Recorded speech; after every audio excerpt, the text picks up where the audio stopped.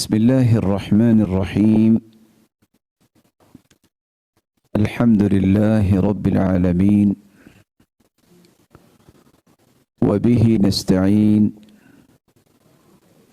والصلاة والسلام على أشرف الأنبياء وسيد المرسلين وعلى آله وصحبه ومن تبعهم بإحسان إلى يوم الدين، أما بعد، فأعوذ بالله من الشيطان الرجيم. يا أيها الذين آمنوا قوا أنفسكم وأهليكم نارا، اے ایمان والو، اپنے آپ کو اور اپنے گھر والوں کو جہنم کی آگ سے بچا لو۔ امام مجاہد ابن جبر رحمہ اللہ رحمة واسعة، قوا انفسکم واہلیکم نارا، اس آیت کی تفسیر میں فرماتے ہیں اوصوا انفسکم وَأَهْلِيكُمْ بِتَقْوَى اللَّهِ وَأَدِّبُوهُمْ، اپنے آپ کو اور اپنے گھر والوں کو تقوی کی وصیت کیجیے، اور اپنے آپ کو اور اپنے گھر والوں کو ادب و آداب سکھائیے۔ ادب و آداب انسانی زندگی کا وہ خوبصورت رویہ ہے جس سے انسانی زندگی خوبصورت بھی بنتی ہے، بابرکت بھی بنتی ہے، اور اس کی ثقافت اور تمدن اور تہذیب آشکارا بھی ہوتی ہے۔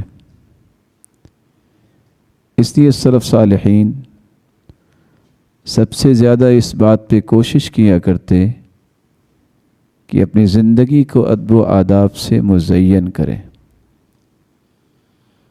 اور شاید کہ کہنے والے نے جو کہا ہے وہ مبالغہ نہیں، وہ بالکل درست بات ہے کہ جس قوم کے اندر ادب و آداب نہیں ہوتے وہ قوم حقیقت میں انسانوں کی قوم نہیں ہوتی، بلکہ وہ قوم جانوروں کا ایک ریوڑ ہے جس کو جب چاہو، جدھر چاہو اور جیسے چاہو ہانک کر لے جاؤ۔ یہی وجہ ہے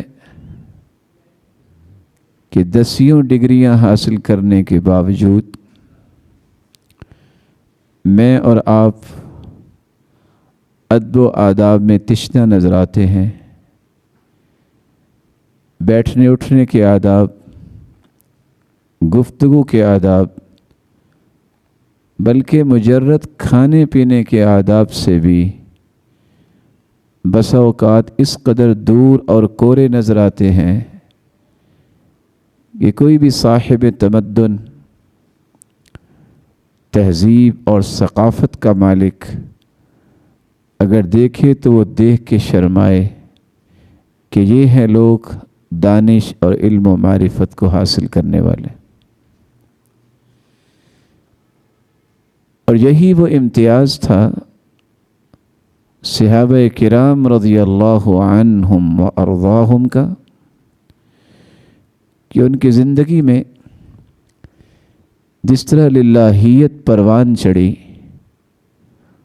وہاں ان کی زندگی کو رونق بخشی تو ان ادب و آداب نے جو رسول اللہ صلی اللہ علیہ وسلم نے انہیں سکھا دیے۔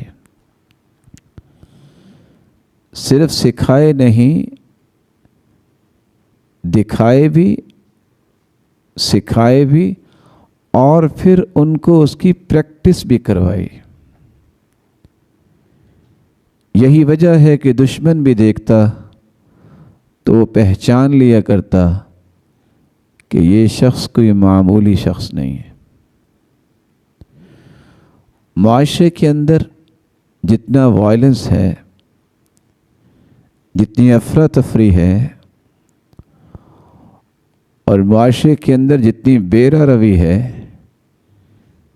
جہاں اس کا سبب جہالت ہے، وہاں بعض اوقات تجاہل عارفانہ بھی ہوتا ہے کہ پتہ ہوتا ہے پڑھے لکھے ہیں، لیکن تربیت کا وہ گوشہ کمزور پڑ گیا، یا اس گوشے کو بہتر بنانے کی کوشش ہی نہیں کی گئی۔ نتیجتاً وہ علمی باتیں، وہ کتابی باتیں، وہ فکری باتیں وہ کرنے اور سننے کے تو ماہر ہوتے ہیں، لیکن عملاً انہیں پیش کرنے میں وہ کامیاب نظر نہیں آتے۔ بینگ مسلم میری اور آپ کی ضرورت ہے کہ ہم ان اسلامی آداب کو سیکھیں جس سے ہمارا دین، جس سے ہماری دنیا بارونق بن جائے، اور اس کے بعد ہم اپنی اولادوں کو وہ آداب سکھائیں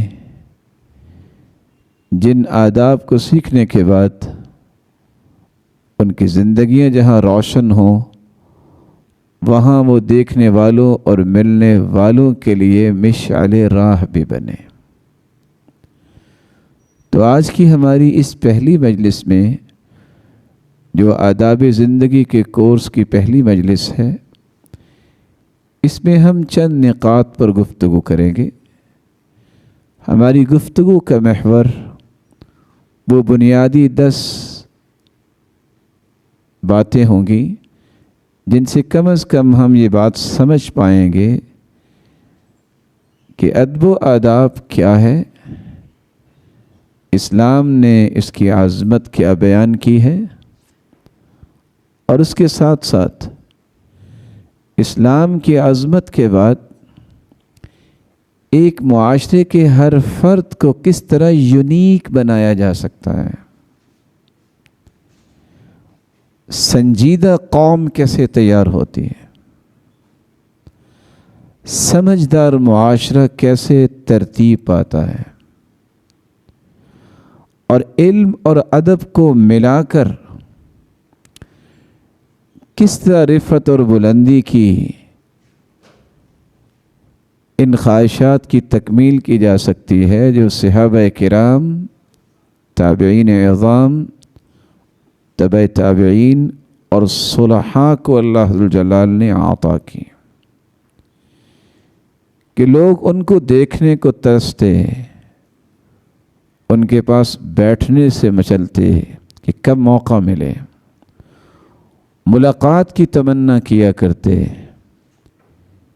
کس وجہ سے؟ ان کی نیکی اور صالحیت کی وجہ سے، ان کے انہی ادب و آداب کی وجہ سے، ان کے اندر جو جملہ خصائص اور خصوصیات تھیں، ان کی وجہ سے لوگوں کی یہ تڑپ اور یہ طلب موجود تھی، اور ان کی زندگی کے آخری سانس تک موجود رہی، بلکہ اس کو بہت بڑی وہ نعمت سمجھا کرتے کہ کسی ایسے شخص کے ساتھ کچھ وقت گزارنے کا موقع مل جائے۔ اس لیے ضروری یہ ہے کہ ہم یہ سمجھیں کہ یہ بھولا ہوا سبق جو رسول اللہ صلی اللہ علیہ وسلم نے صحابہ کرام کو سکھلایا، وہ آج ہمیں بھی معاشرے کو دینا ہے۔ اگر تو ہم اپنی اس تمنا اور خواہش میں سچے ہیں کہ ایک مثالی معاشرہ قائم ہو، ایک سنجیدہ قوم پروان چڑھے، نوجوان نسل، نیو جنریشن ایک مثالی اٹھان اٹھے جو دنیا کے اوپر اپنے اخلاق، اپنے دین اور اپنے ادب و آداب سے اثر چھوڑے، تو اس کے لیے ان آداب زندگی کو اختیار کرنا جو रसूलुल्लाह सल्लल्लाहु अलैहि वसल्लम ने सिखाए हैं उन्हें समझना और फिर उन्हें इनफिरादी ज़िंदगी में और फिर इज्तिमाई ज़िंदगी में उसे नाफिज करना, यही एक रास्ता है कि हम अपनी ख्वाहिशात की तकमील कर पाएंगे। अल्लामा अबू इरफान मोहम्मद बिन अली सब्बान, उन्होंने इन 10 चीज़ों को 3 शेरों में बंद किया है। दुनिया का कोई भी इल्म सीखना हो, जब तक आप उसके बारे में 10 चीज़ों से मुतारिफ नहीं होते, आप उस इल्म का हक़ अदा नहीं कर सकते। यही वजह है कि आज तालीम व ताल्लुम से वाबस्ता लोग जानते हैं कि बाज़ दफ़ा लोग 6-6 साल पढ़ जाते हैं, उनको ये नहीं पता होता कि इस फ़न की मारूफ किताबें कौन सी हैं। इस इल्म के बारे में अगर हमने तफासील लेनी है तो किस किताब से मिलेंगी, उनको इससे भी वाक़फ़ियत नहीं होती।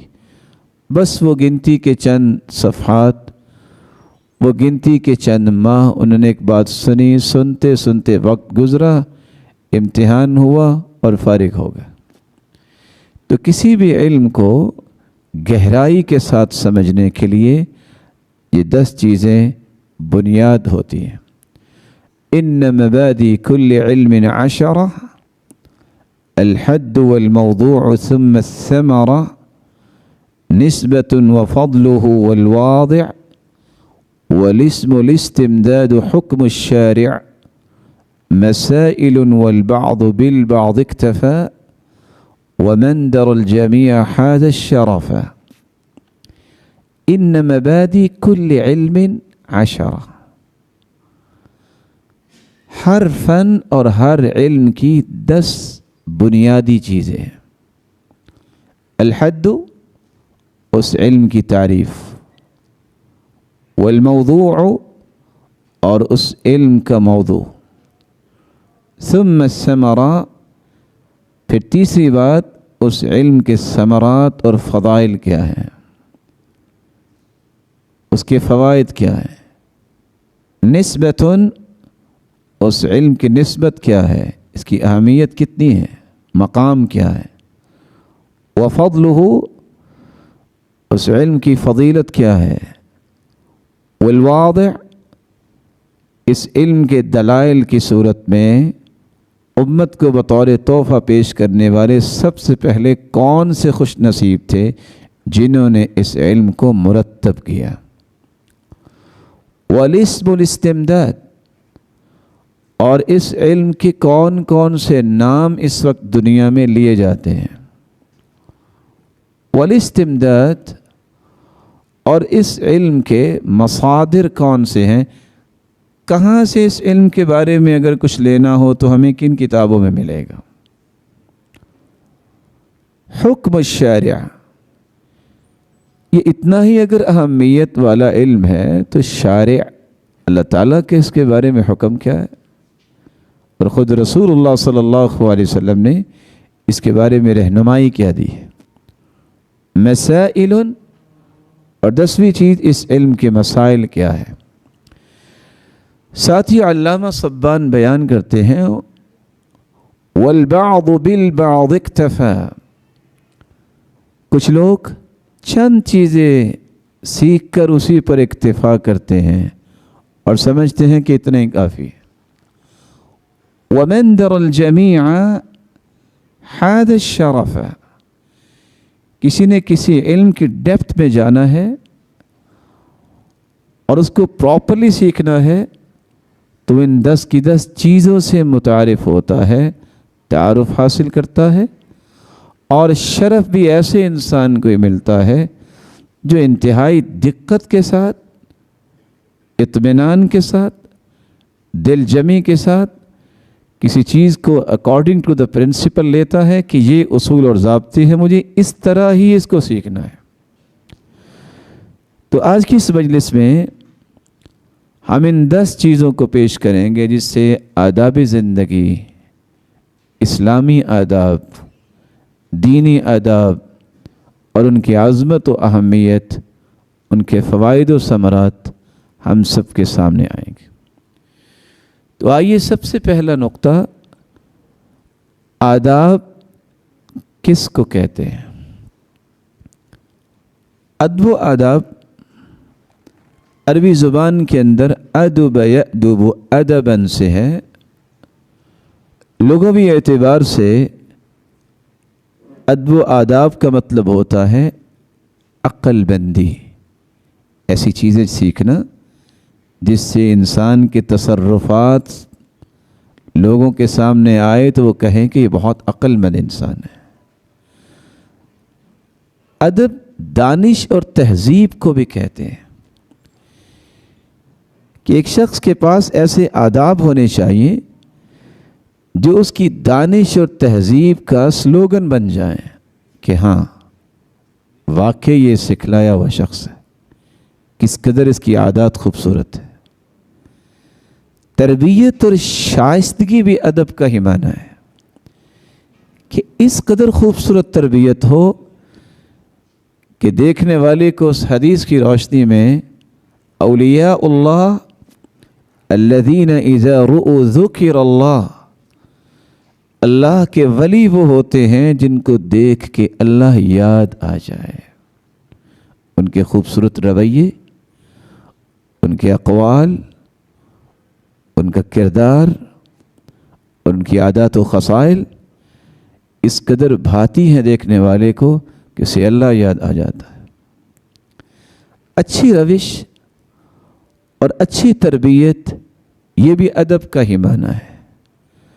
تو ادب ایک ایسی نعمت ہے جس سے انسان کے اندر زندگی گزارنے کا خوبصورت طریقہ اور سلیقہ آتا ہے۔ آپ نے ایک لفظ سنا ہوگا ادبی کلام۔ ادبی کلام سے مراد کیا ہوتا ہے؟ ایسی مسجع اور مقفع کلام، شستگی اس میں ہوتی ہے، اس کی خوبصورتی اتنی ہوتی ہے کہ سننے والا عشش کرتا ہے۔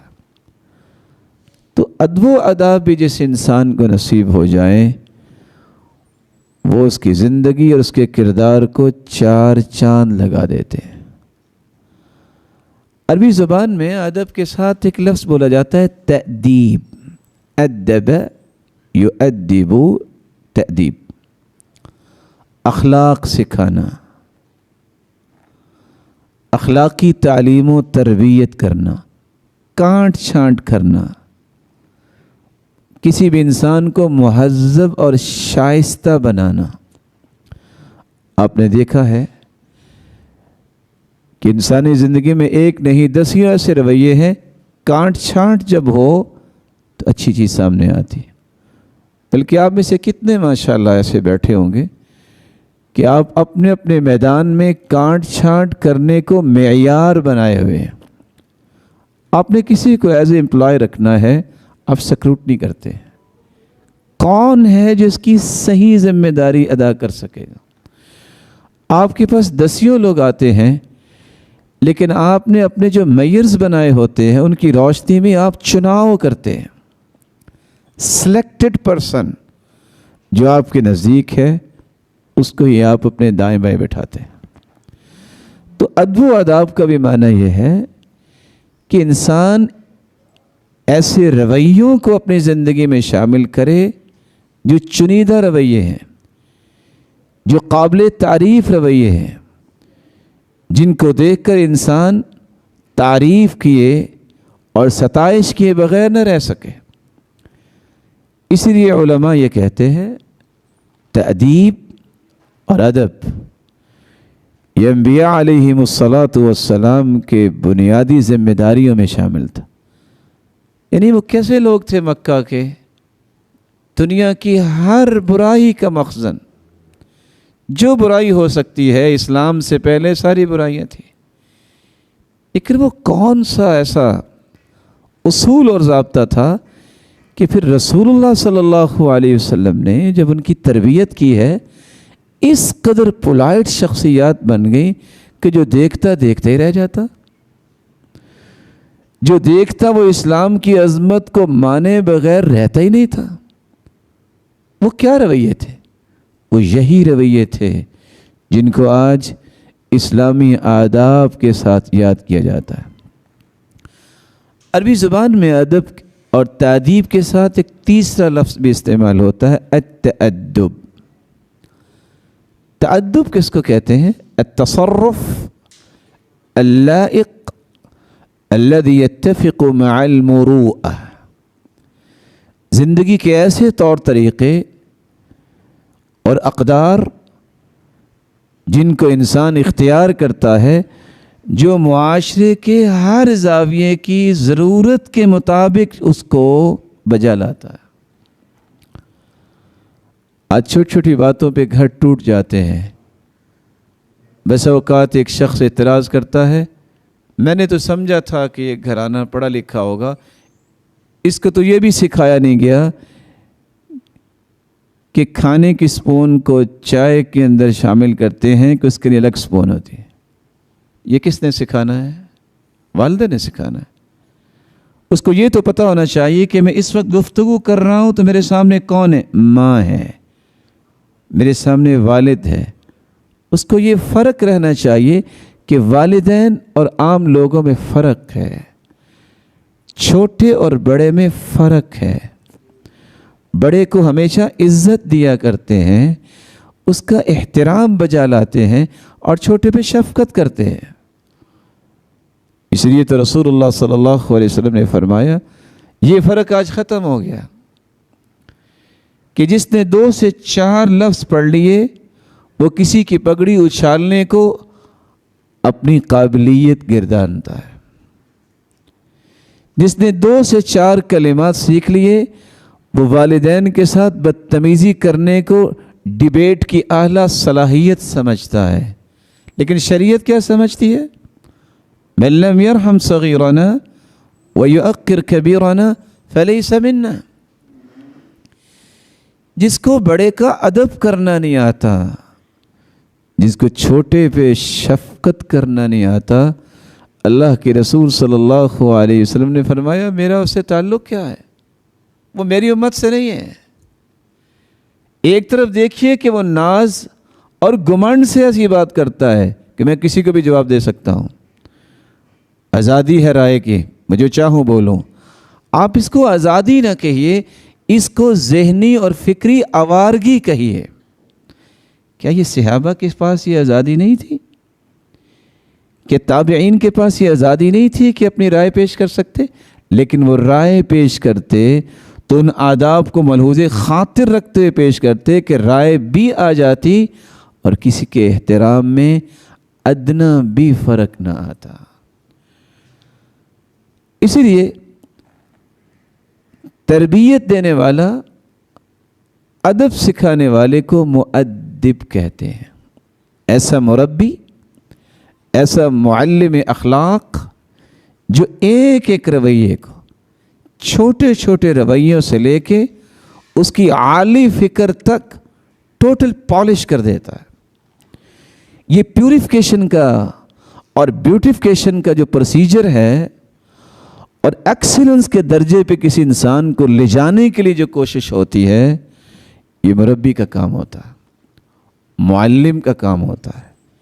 آپ سوچئے سیدنا اسماعیل علیہ السلام، باپ تو ان سے دور ہے، یہ آداب فرزندی کس نے سکھائے تھے کہ مدت کے بعد باپ آئے ہیں اور کہتے بیٹا میں نے آپ کو ذبح کرنا ہے، میں نے خواب میں دیکھا ہے۔ کہا بیٹا کیا کہتا ہے؟ ابا جان ذبح کر دے۔ آپ ایک لمحے کے لیے سوچئے، کیا ہم اگر اپنے بچے کو آج کہیں کہ میں نے ذبح کرنا ہے تو وہ مانے گا؟ یہ آداب کس نے سکھائے؟ باپ تو نہیں تھا امام شافعی رحمۃ اللہ علیہ کا جب وہ جوان ہوئے ہیں۔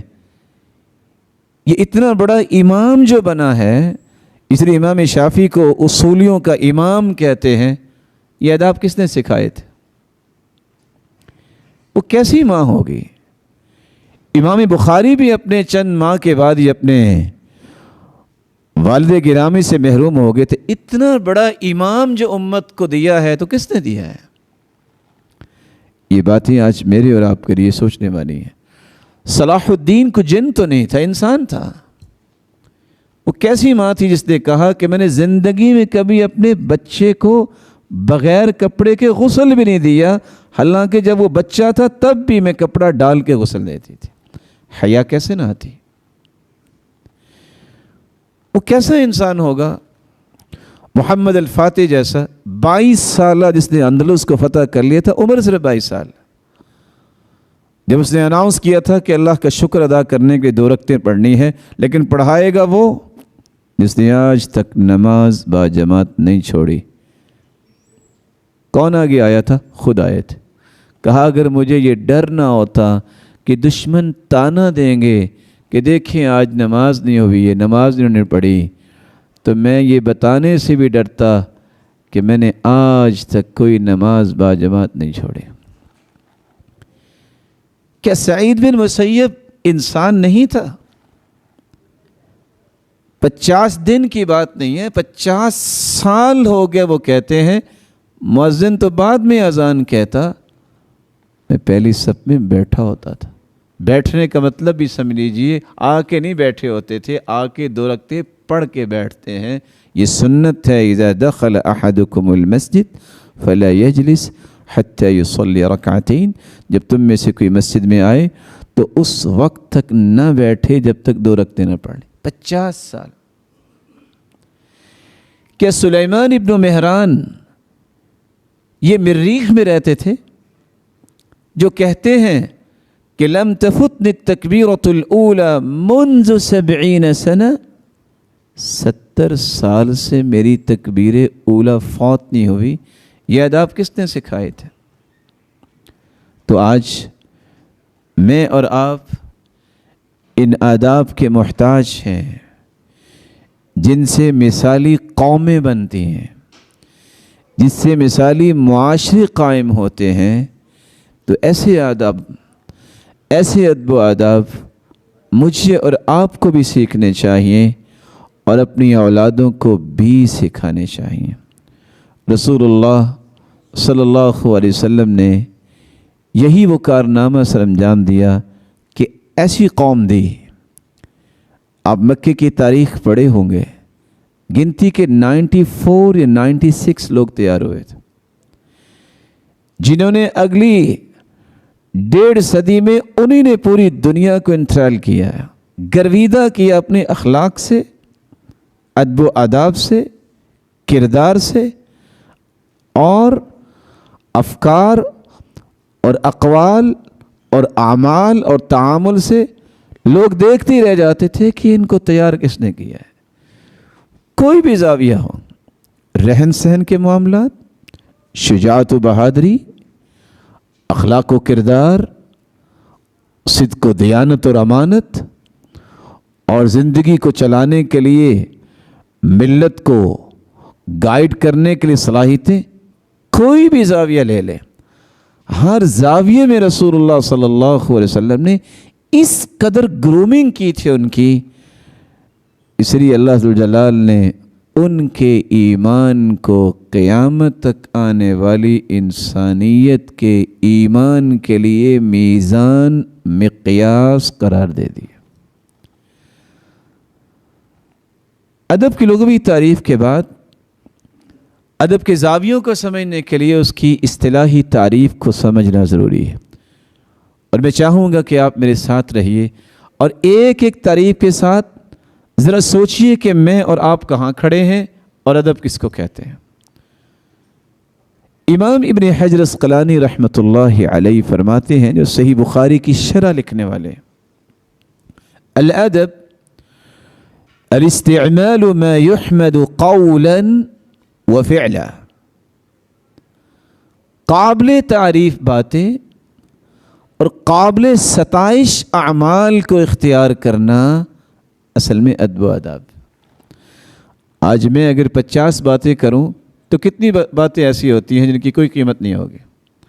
حالانکہ سلف یہ کہا کرتے تھے، دعا کیا کرتے تھے، اللہم اجعل حدیثی عبادہ بسمتی عادہ، یا اللہ میری ہر بات کو اتنا اچھا کر دے وہ عبادت کا روپ بنا لے۔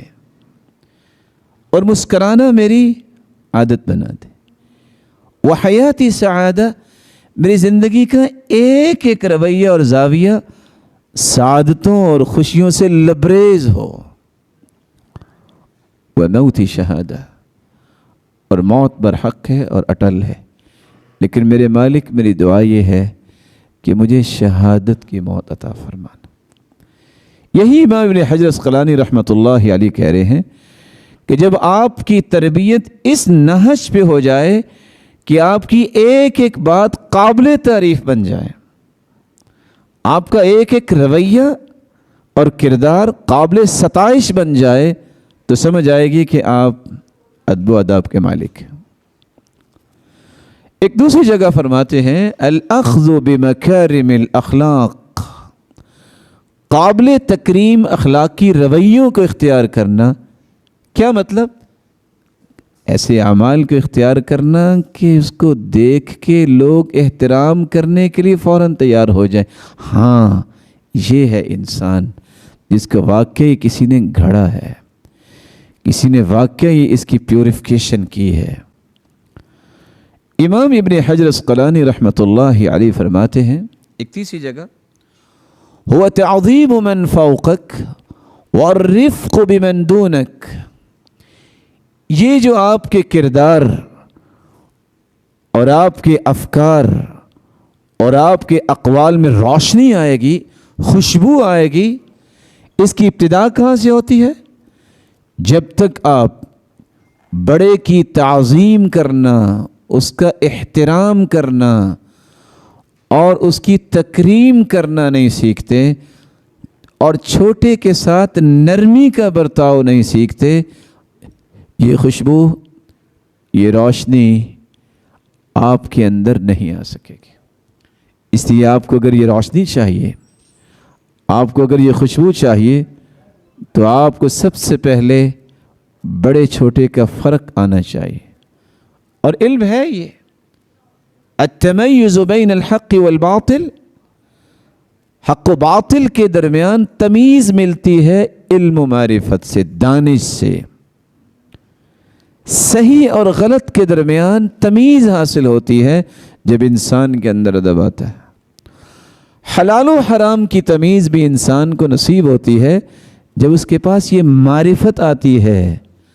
اس معرفت کو حاصل کرنا، جس کے بارے میں شیخ احمد رضا بیان کرتے ہیں، الادب ملکۃ تعصم من قامت به عما یشینہ، ادب و آداب ایک ایسے ملکے کا نام ہے، انسان کے اندر یہ ملکہ آ جاتا ہے جو انسان کو ہر قبیح چیز، ہر عیب والی چیز اور ہر قبیح اور عیب والے افکار، اعمال، رویے اور اقوال سے دور کر دیتا ہے۔ پھر جب اس کی زندگی کا کوئی پہلو سامنے آتا ہے تو قباحت نہیں، عیب نہیں، لوگ اس کی تعریف کرتے ہیں۔ جوالیقی بیان کرتے ہیں کہ ادب یہ ہے، ما يحسن من الاخلاق وفعل المكارم مثل ترك السفه وبذل المجهود وحسن اللقاء، ادب یہ ہے کہ آپ کے اندر اس قدر اخلاق آ جانا چاہیے کہ آپ سے جو ایک مرتبہ ملاقات کر لے اس سے وہ ملاقات بھولے نہیں۔ اور یہی رویہ تھا رسول اللہ صلی اللہ علیہ وسلم کا۔ یہ صحابی عمر بن عاص رضی اللہ تعالیٰ عنہ، عبداللہ بن عمر بن عاص رضی اللہ تعالیٰ عنہ ایک دن سوچتے ہیں کہ میں نے اللہ کے رسول صلی اللہ علیہ وسلم سے ملاقات کی ہے، مجھے لگتا ہے کہ ساری دنیا سے بڑھ کے مجھ سے محبت ہے۔ اس چیز نے ان کو خوش بھی کیا اور تیار کیا، نہیں میں ایک مرتبہ ضرور پوچھوں گا۔ تو اللہ کے رسول کے پاس آ گئے، کہتے یا رسول اللہ صلی اللہ علیہ وسلم، من احب الناس الیک، سب سے پیارا آپ کے نزدیک کون ہے؟ قال عائشہ، قال لا من الرجال، مردوں میں سے، قال ابوها، ابو بکر۔ میں نے سوچا صحابی کہتے ہیں میں تو سوچ رہا تھا کہ میں ہوں گا. قلت ثم من, پھر کون؟ کہا عمر. قلت ثم من, پھر کون؟ کہا عثمان. قلت ثم من, میں نے 10 لوگوں کا نام لیا سیدنا علی رضی اللہ تعالیٰ عنہ کے بعد. 10ویں جگہ پہ جا کے میرا نام آیا تو میں مسکرانے لگ گیا. پوچھا کیا ہوا؟ کہ اللہ کے رسول میں تو یہ سوچ کے آیا تھا کہ آپ اتنی محبت مجھے دی ملاقات کے وقت کہ مجھے یوں لگا کہ روئے زمین پہ مجھ سے بڑھ کے آپ کو کسی سے محبت نہیں ہے. یہ ہے انداز زندگی. ہمارا تو گمنڈ ہی ختم نہیں نہ ہوتا. سلام بھی کریں گے 2 انگلیوں کے ساتھ, سلام بھی کریں گے آدھے ہاتھ کے ساتھ. میں تو نہیں کہتا, لوگ کہتے ہیں ٹوٹے ہاتھ کے ساتھ. مجھے تو یہ لفظ بولنا بھی اچھا نہیں لگے گا. سلام کریں گے الٹے ہاتھ کے ساتھ. کیا یہ بھی دانش ہے؟ رسول اکرم صلی اللہ علیہ وسلم نے فرمایا ما من مسلمین یتصافحان یلتقیان فیتصافحان الا غفر لهما قبل ان يتفرقا. جب آپ مصافحہ کرتے ہیں, کسی کے ہاتھ میں ہاتھ ڈالتے ہیں, تو دونوں کے ہاتھ جدا بعد میں ہوتے ہیں. دونوں کے گناہ سارے کے سارے وہ گر چکے ہوتے ہیں, معاف ہو چکے ہوتے ہیں. اتنا بڑا انعام. اور اس قدر ہماری سستی کہ مجھے سلام لینے کا طریقہ ہی نہیں آتا, ادب ہی نہیں ہے.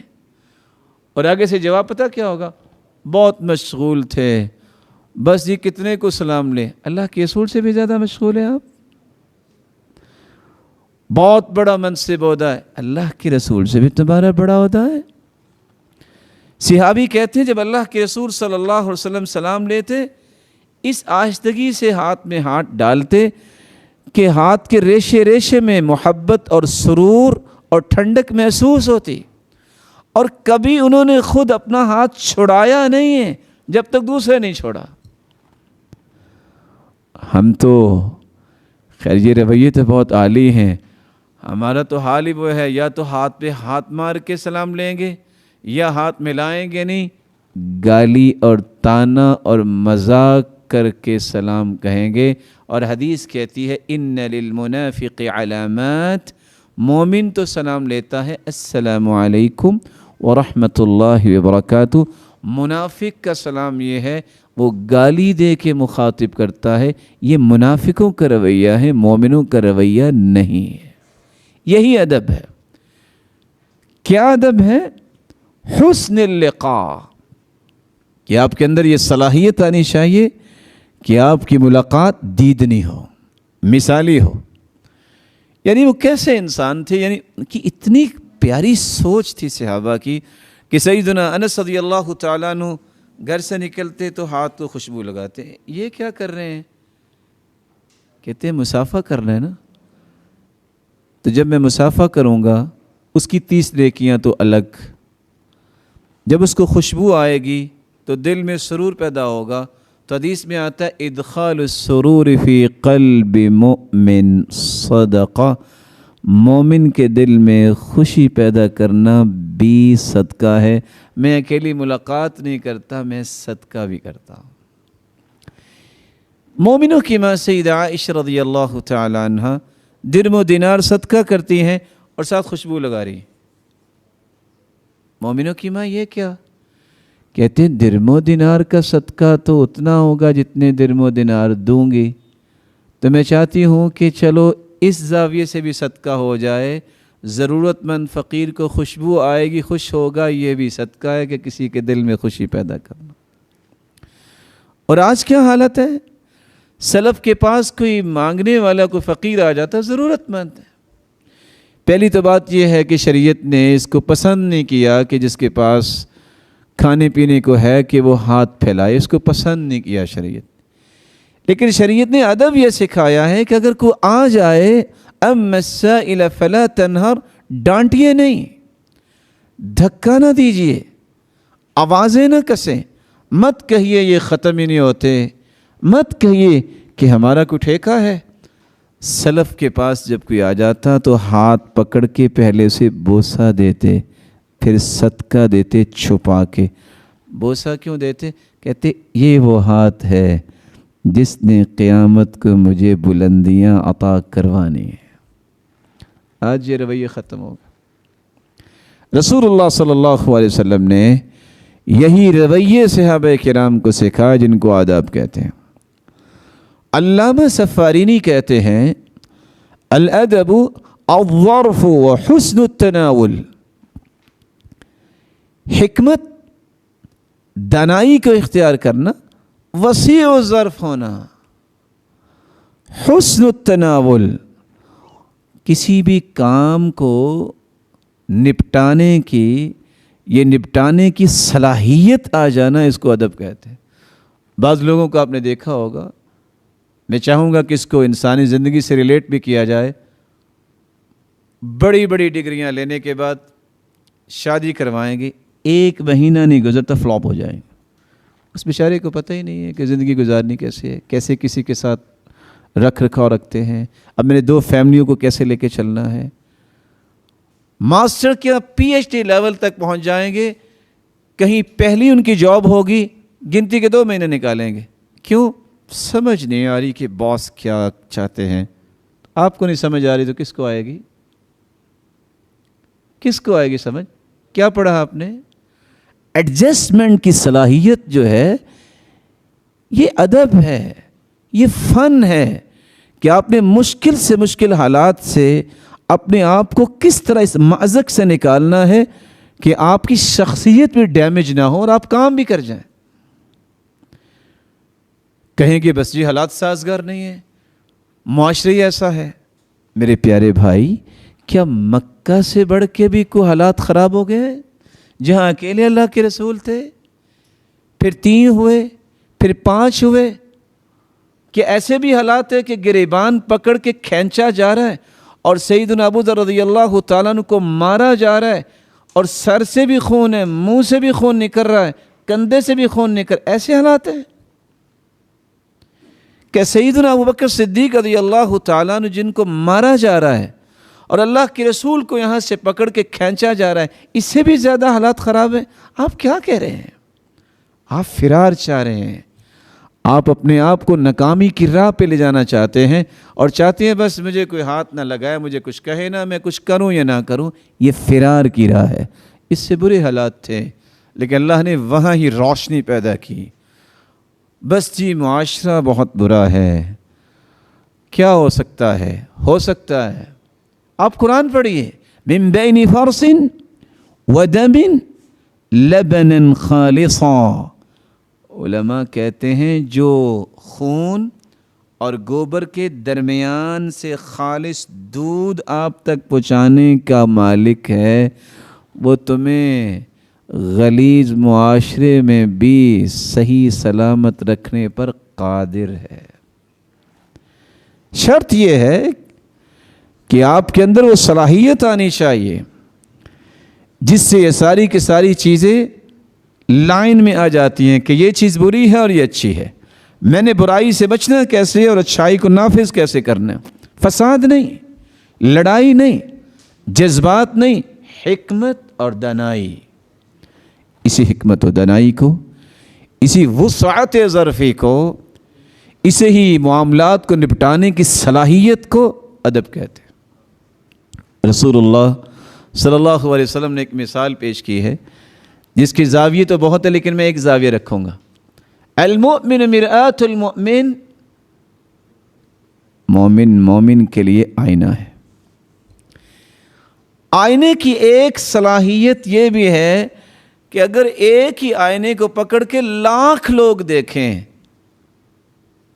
تو آئینہ دکھا دیتا ہے نا چہرہ، کہ 100 کے بعد کہے گا بس بھی کرو، اب میں نہیں دکھاؤں گا۔ آئینے کے اندر یہ صلاحیت حالانکہ بے جان ہے، روح نہیں ہے، کہ آپ بیماری کی حالت میں دیکھو یا صحت کی حالت میں دیکھو، آپ کو دونوں حالتوں میں چہرہ دکھائے گا۔ یہاں بہانے کیا ہیں؟ میں نہیں کام کر سکتا۔ کام کیا ہے؟ بڑے کا احترام، چھوٹے پہ شفقت، نماز کی پابندی، ذمہ داری کا احساس اور اپنی ذمہ داری کا شعور، اپنے فرائض کی پابندی، ان کی ادائیگی پہ فکر مند ہونا۔ بس جی کیا کریں، کتنے لوگوں کے ساتھ کریں؟ اپنے کیا کتنے لوگوں کے ساتھ ہے؟ لاکھ لوگ بھی آئینہ دیکھیں، آئینہ انکار نہیں کرتا۔ اللہ کے رسول بھی ایسے ہی تھے، قد حطمہ الناس، آخری عمر میں بیٹھ کے تہجد پڑھتے تھے، لوگوں کے کام کر کر کے لوگوں نے توڑ دیا تھا۔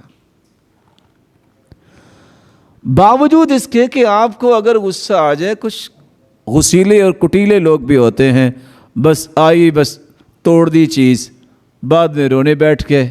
آپ اس آنے کو توڑ بھی دیں گے، آپ ذرا اس کے ایک ٹکڑے کو سامنے کر کے دیکھیں، آپ کو چہرہ نہیں دکھائے گا، پھر بھی آپ کو چہرہ دکھائے گا۔ یہی ایک مومن کے ادب و آداب کی بات ہے کہ دنیا گالیاں بھی دیتی ہے، دنیا تانے بھی دیتی ہے، الزامات اور اتہامات بھی لگاتی ہے، وہ اپنی خیر خواہی نہیں چھوڑتا۔ ہم کس کے امتی ہیں کہ اللہ کے رسول صلی اللہ علیہ وسلم کو بے انصاف نہیں کہا گیا؟ فرمایا اِلَّمْ عَدِلْ فَمَنْ يَعْدِلْ، اگر میں بھی انصاف نہیں کرتا تو کون کرے گا؟ ایسے بھی بدبخت آئے جنہوں نے کہا کہ نعوذ باللہ یہ پیغمبر فراڈ کرتے ہیں والعیاذ باللہ۔ قرآن نے آیت اتار دی، اللہ تعالیٰ نے وَمَا كَانَ لِنَبِيٍّ أَن يَغُلَّ، نبی کے لائق ہی نہیں ہے خیانت کرنا۔ لوگوں نے یہ بھی کہا دیوانے ہیں، جادوگر ہیں۔ تو میں آپ سے بھی یہ بات امام شافعی کی پیش کرنا چاہوں گا، جس نے مجھے تو بہت نفع دی ہے۔ من اراد ان يسلم من کلام الناس فهو مجنون، جس شخص کا یہ رویہ ہے کہ میرے بارے میں بس کوئی بات نہ کرے، میں مقدس گائے ہوں، اس کے بارے میں کوئی بات نہیں ہونی چاہیے، دیوانہ ہے۔ کیسے دیوانہ ہے؟ لأنهم قالوا عن الله ثالث ثلاثة، اور لوگوں نے تو اللہ کو بھی ایک نہیں کہا، کہتے ہیں تین اللہ ہیں، انہیں تو اللہ کو بھی معاف نہیں کیا۔ وقالوا عن رسوله ساحر مجنون، روئے زمین پہ اس جیسی ہستی نہ آج تک آئی ہے، نہ قیامت تک آئے گی، محمد الرسول اللہ صلی اللہ علیہ وسلم۔ لوگوں نے تو ان کو بھی جادوگر کہا، دیوانہ کہا، خبل کہا، نعوذ باللہ کون کون سے القاب دیے۔ میں اور آپ کون ہیں؟ حیثیت کیا ہے میری اور آپ کی؟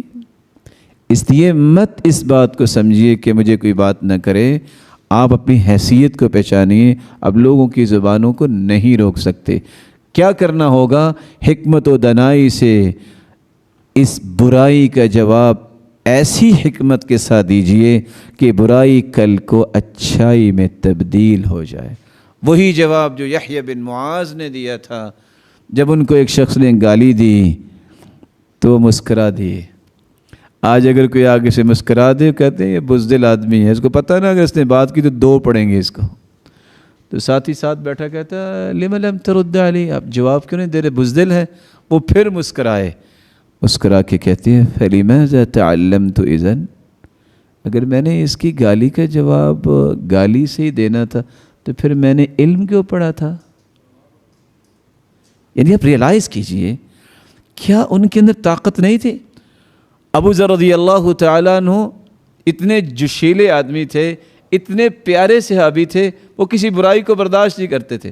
ہوا یہ کہ ایک دن نکلے تو دیکھا کہ ایک جادوگر نے، عورت جو ہے وہ دوسری عورت کو لٹا کے وہ تلوار سے اس کی گردن کاٹ رہی، جدا کر رہی، اور تھا جادو۔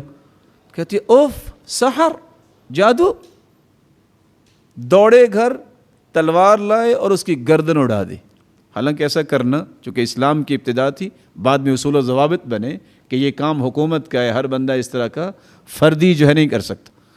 تو بعد میں کیا کہتے ہیں صلیہ الان، اچھا اپنی جوڑ کے دکھاؤ نا ذرا مجھے، وہ مر چکی تھی، وہ کیا جوڑتی۔ اس قدر قوت والے صحابی، لیکن جب اس کو گالی دی گئی وہ چپ رہے۔ کچھ کہنا چاہتے تھے تو گالی دینے والے نے کہا اگر تم نے کچھ کہا نا میں 100 گالیاں دوں گا۔ مسکرا کے کہتے تم 100 بھی گالیاں دو گے نا میں ایک کا بھی جواب نہیں دوں گا۔ عبداللہ ابن عباس کو کون نہیں جانتا، گالیاں دینے والا گالیاں دیتا ہے۔ غلام کو کہتے جلدی آنا، لوگوں نے سمجھا شاید غلام کو ساتھ ملا کے کچھ کہتے ہیں اس کو جلدی سے کھانا کھلاؤ، سفر سے آیا ہے۔ تو سفر میں نا طبیعت میں تکدر آ جاتا ہے، خشکی آ جاتی ہے، اسے تھوڑا سا جذباتی ہو گیا، اس کو کھانا کھلاؤ، اور وہ شرمندہ ہو گیا کہ میں نے گالی دی اور یہ مجھے کھانا کھلا رہے ہیں۔ ہو سکتا ہے کہ آج ہمیں کوئی گالی دے تو ہم اس کو آئس کریم کھلائیں، چاکلیٹ پیش کریں، ہو سکتا ہے؟ نہیں ہو سکتا۔ حسن بصری کو کتنا برا بلا کہا، انہوں نے کھجوروں کا ٹوکرا بھجوا دیا۔ وہ بڑا پریشان کہ میں نے تو جس کو کہتے ہیں نا آج کل کے الفاظ ایسی کی تیسی پھیر دی، یہ کھجوروں کا ٹوکرا کہاں سے آ گیا؟ کہا یہ حسن بصری رحمۃ اللہ علیہ نے بھجوایا۔ پوچھا کہ یہ کھجوروں کا ٹوکرا کیسا؟ کہتے ہیں مجھے پتہ چلا تھا کہ آپ نے کافی مجھے نیکیاں دی، تو مجھے تو آج پتہ چلا کہ بغیر تنخواہ کے بھی کوئی نیکیاں دے سکتا ہے، تو میں نے کہا جو میرے لیے اتنی نیکیوں کا بندوبست کر رہا ہے، گالیاں دے کے، برائی کر کے، تو چلو میں بھی اس کا منہ میٹھا کروا دوں۔ کیا ہو سکتا ہے کہ آج کوئی گالی دے تو اس کو گور میں ایک ڈبہ پہنچایا جائے؟ وہ اتفاق سے میں نے ایک مجلس میں کہہ دیا تو ایک شخص کا میسج آیا کہ آج تو مجھے سمجھ آ گئی ہے، میں بھی سوچ رہا تھا کہ دکان لوں، اب میں نے آپ کو اتنی گالیاں دینی کہ حتیٰ کہ آپ مجھے گورمے کی دکان لے کے دیں گے۔ میں نے کہا دکان اللہ آپ کو 2 دے دے، اب گالیاں دے کے نہ لے، اللہ تعالیٰ آپ کو 2 سے 3 دے دے۔ تو ادب و آداب یہ ہے کہ آپ کے اندر یہ وسعت ظرفی آ جانی چاہیے کہ کچھ بھی کوئی کرتا ہے میں اپنے اس لیول سے نیچے نہیں آؤں گا۔ میں نے اپنے ایک لیول طے کر لیا ہے، وہ کیا ہے؟ ایک نفع مند انسان، ایک صالح انسان، ایک بہترین اچھا شہری اپنے جس وطن میں ہوں گا، میں اپنے اس لیول سے نیچے نہیں آؤں گا۔ ابن عطا کہتے ہیں کہ ادب یہ ہے الادب الوقوف مع المستحسنات۔ دنیا کے اندر کہیں بھی کوئی قابل تحسین بات ہو، قابل تحسین رویہ ہو، اس کو اختیار کر لینا اور اپنے آپ کو قابل تعریف بنانے کے لیے یہ مشق کرنا، یہ حقیقت میں ادب ہے۔ امام ابن القیم رحمۃ اللہ علیہ نے تو بات ہی ختم کر دی۔ وہ کہا کرتے تھے الادب اجتماع خصال الخیر فی العبد۔ اگر کسی نے خیر اور بھلائی کا مجموعہ دیکھنا ہے تو وہ اس شخص کو دیکھ لو جس کو اللہ اور اس کے رسول کے سکھائے ہوئے ادب و آداب جو ہیں وہ نصیب ہو گئے۔ اور امام اسماعیل الحروی بیان کرتے ہیں حفظ الحد بین الغلو والجفاء بمعرفت ضرر العدوان۔ جب انسان کو یہ صلاحیت مل جائے کہ میری حدود کیا ہیں، نقصان کہاں سے شروع ہوگا اور فائدہ کہاں تک مجھے ملے گا، کون سی ایسی شرعی چیزیں، اخلاقی چیزیں، قانونی چیزیں ہیں جو میرے نقصان دہ ہیں، میں ان کے قریب نہیں جاؤں گا۔ جہاں فوائد ہیں میں ان کو حاصل کروں گا۔ سمجھ لیں کہ اس انسان نے ادب کا ایک خوبصورت زاویہ اپنے اندر پیدا کر لیا۔ ہمارے اندر جب یہ چیزیں نہیں آتی تو ہٹ درمی آتی ہے، کون سا قانون بھی، کون سی بات۔ کیا آپ کو اسلام نے کچھ نہیں سکھایا؟ اگر کون سا قانون جو ہے آپ کو کسی استاد نے نہیں پڑھایا کہ کوئی قانون ہوتا ہے؟ وہ فلاں کیا کر رہا ہے، آپ فلاں کے ذمہ دار ہیں؟ کیا فلاں کا حساب آپ نے دینا ہے؟ آپ نے اپنا حساب دینا ہے۔ آپ کی سٹینڈنگ کیا ہے؟ آپ یہ سوچئے کہ آپ نے اللہ کے سامنے پیش ہونا ہے۔ آپ ایک مثالی معاشرے کا فرد ہیں، ایک ایک اکائی اور ایک ایک عنصر سے معاشرہ بنتا ہے۔ لوگوں کو کہنا کہ وہ اور وہ اور وہ کیوں نہیں ہے، تو آپ کیسے ہیں؟ جب یہ شعور بیدار ہو جائے گا تو سمجھ لیں اس شخص کے اندر ادب آ گیا ہے۔ رسول اللہ صلی اللہ علیہ وآلہ وسلم کا دین بڑی عمدگی سے سمجھنے والوں میں ایک نام عبداللہ بن مبارک ہے، اور یہ انسان کیسا کمال تھا۔ سچی بات یہ ہے کہ التلمیذ سر استادی، شاگرد استاد کا راز ہوتا ہے، والولد سر ابی، اور بیٹا بھی باپ کا راز ہوتا ہے۔ میں کبھی 2-3 قصے پڑھتا ہوں تو سوچتا ہی رہ جاتا ہوں کہ دعا کیا کرتے تھے فضیل ابن عیاض، یا اللہ میرے بچے کو مجھ سے بھی اچھا بنا دے. دعا کر کے فارغ ہوئے, صبح تہجد کے لیے اٹھے تو بیٹا پہلے سجدے میں پڑا تھا. کیسی ٹھنڈک آئی ہوگی دل میں. اور بیٹا بازار میں بیٹھا ہے تو ترازو کو صاف کر رہا ہے. کسی نے پوچھا کیا کر رہے ہو؟ کہتا بھی میں نے وزن کر کے دینا نا, تو گرد آئی ہے, تو اگر یہ گرد بھی وزن میں چلی گئی تو میں قیامت کو حساب کیسے دوں گا؟ میں نے کہا کمال کی بات ہے, یہ گرد سے ڈر رہے ہیں, لوگ گرد ڈال کے وزن پورا کر کے آج دے رہے ہیں. آپ گندم کو دیکھ لیں, آپ کسی چیز کو دیکھ لیں, لینے جائیں کہ مرچیں, پتہ چلے گا کہ کیا نکلا ہے یہ. جہاں اس طرح کی عادات ہوں وہ قومیں کبھی بلند نہیں ہوتی. کیا کمال تھا عبداللہ ابن المبارک کا. یہ اس باپ کے بیٹے ہیں جن کو مالی رکھا گیا باغ میں. مالک ایک مرتبہ آیا اپنے دوستوں کے ساتھ وزٹ کے لیے, کہا کچھ پھل لاؤ, کچھ خوشے لاؤ. انہوں نے توڑے اور لا کے پیش کر دی. وہ سارے ترش تھے, پکے ہوئے نہیں تھے. کہتے ہیں آپ کو پتہ نہیں ہے کہ پکا ہوا پھل کیسے ہوتا ہے؟ کہتے ہیں آپ نے رکھوالی کے لیے مجھے رکھا ہے, پھل چکھنے کے لیے نہیں رکھا. تو میں جب سے آیا ہوں میں نے کسی پھل کو توڑنے کی جرت نہیں کی. بڑا پریشان ہوا کہ یہ کیسے ہو سکتا ہے, انسان ہے. ساتھیوں سے پوچھا, انہوں نے کہا جی آج تک یہ واقعتاً کسی خوشے کو اس نے ہاتھ نہیں لگایا. بڑا متاثر ہوا, اس کو بلایا. کہتے اچھا ایک بات بتاؤ, میں اپنی بیٹی کا نکاح کرنا چاہتا ہوں, میں کس سے کروں؟ کہا یہ تو والدین کی ذمہ داری ہوتی ہے, میں تو مشورہ دے سکتا ہوں, مرضی تو آپ کی چلے گی. کہا مشورہ کیا ہے؟ نے کہا الیہود یزوجون للمال, یہودی ہمیشہ مال کو دیکھ کے شادی کرتے ہیں. والنصارى یزوجون للجمال, عیسائی جمال کو دیکھ کے شادی کرتے ہیں. والعرب یزوجون للنسب, عرب حسب و نسب کو دیکھ کے شادی کرتے ہیں. والمؤمنون یزوجون للتقوی, اور مومن ٹاپ پریورٹی پہ تقوی کو رکھتے ہیں. کہا پھر آپ جیسا مجھے تو نظر نہیں آیا, میں اپنی بیٹی کا نکاح آپ سے ہی کرتا ہوں. عبداللہ ابن المبارک اسی کے بیٹے ہیں. راوی بیان کرتے ہیں مغرب کی نماز پڑھی, ذکر و اذکار کیے, سنتے پڑھی, دائیں بائیں دیکھا کوئی نہیں ہے, سجدے میں چلے گئے اور سر سجدے سے اس وقت اٹھایا جب عشاء کی اذان شروع ہو گئے.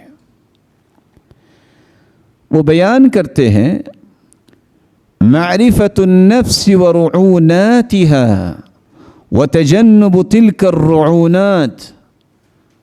ادب کی اگر آپ نے بنیاد باندھنی ہے تو نفس کے اندر جو رعونت آ جاتی ہے انسان کی, حسن ہے تو تب گمنڈ آ گیا, مال ہے تو تب غرور آ گیا, اچھی ڈگری ہے تو اس پہ انسان اترانے لگ گیا, جسمانی طاقت ہے مضبوط ہے تو اس پہ جو ہے وہ اکھڑے مزاج والا بن گیا. جب تک ان رعونتوں کو ذبح نہیں کرتا اس وقت تک اس کے اندر ادب و آداب نہیں آتے.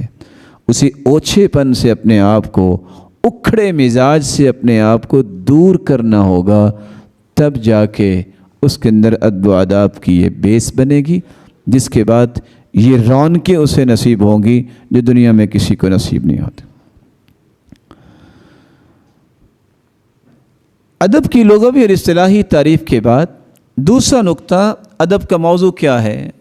یہ جو ہم ادب و آداب پڑھیں گے, اٹھنے بیٹھنے کے ادبات, اور پھر تجارت کے آداب, اور پھر کسی کو ملنے کے آداب, دعوت کے آداب اور مختلف آداب, ان کا موضوع کیا ہے؟ اصل میں زندگی کے جملہ زاویوں میں خوبصورتی پیدا کرنا اور برمحل تصرف کرنے کی صلاحیت حاصل کرنا. میری زندگی کے جمیع معاملات کے اندر خوبصورتی آ جائے, اور زندگی کا کوئی بھی رویہ ہو مجھے پتہ ہو کہ یہاں میں نے کیا کرنا ہے. اور آج پڑھنے کے باوجود، ڈگریوں کے باوجود پتہ نہیں ہوتا کہ یہاں کیا کرنا ہے، کیا کرنا ہے۔ لوگ ایسے کرتے ہیں، لوگ یہ معیار نہیں ہے، معیار ہے اصول و ضوابط، ریگولیشنز کیا ہیں، رولز کیا ہیں شریعت کے، اس کے مطابق جب آپ اپنے آپ کو ڈھالیں گے تو یہی ادب و آداب ہے، اور یہی آپ کو ہر قسم کی مصیبت سے اور معاشرے کو مصیبت سے بچانے کے لیے اصول ہے۔ تیسرا نقطہ، ادب کا ثمرہ اور فائدہ کیا ہے۔ ادبا بیان کرتے ہیں کہ ادب کا جو مرکزی فائدہ ہے وہ یہ ہے العقل الراجح، ایسی راست بازی والی عقل اللہ اسے عطا کر دیتے ہیں کہ اس سے نکلنے والے تخیلات، حاشیہ تخیلات میں اٹھنے والے جذبات، وہ افکار، وہ نظریات، وہ اقوال، وہ اعمال اور معاملات سب کے سب خوبصورت ہوتے چلے جاتے ہیں۔ ایسی عقل راجح عقل جو ہے وہ اللہ اسے عطا کرتے ہیں۔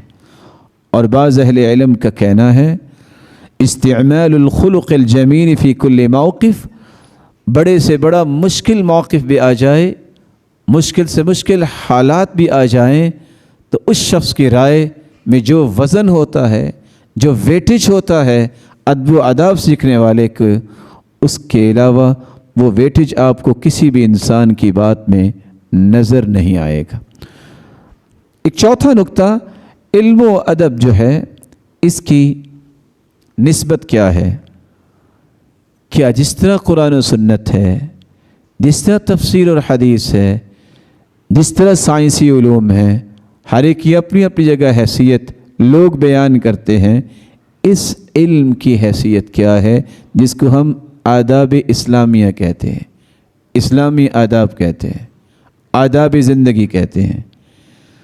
قرآن مجید پڑھنے سے پتہ چلتا ہے کہ انبیاء اور رسل جو 1,24,000 پیغمبر تھے، جن میں سے 315 رسول تھے، باقی سب انبیاء علیہم السلام تھے۔ رسول اس کو کہتے ہیں جو نئی شریعت لے کے آئے، نبی اس کو کہتے ہیں جو سابقہ شریعت کو ہی آگے لے کے چلے۔ ان تمام کے تمام انبیاء اور رسول کا بنیادی نقطہ، جو بنیادی ذمہ داری تھی، وہ قوم کی تربیت کرنا تھی۔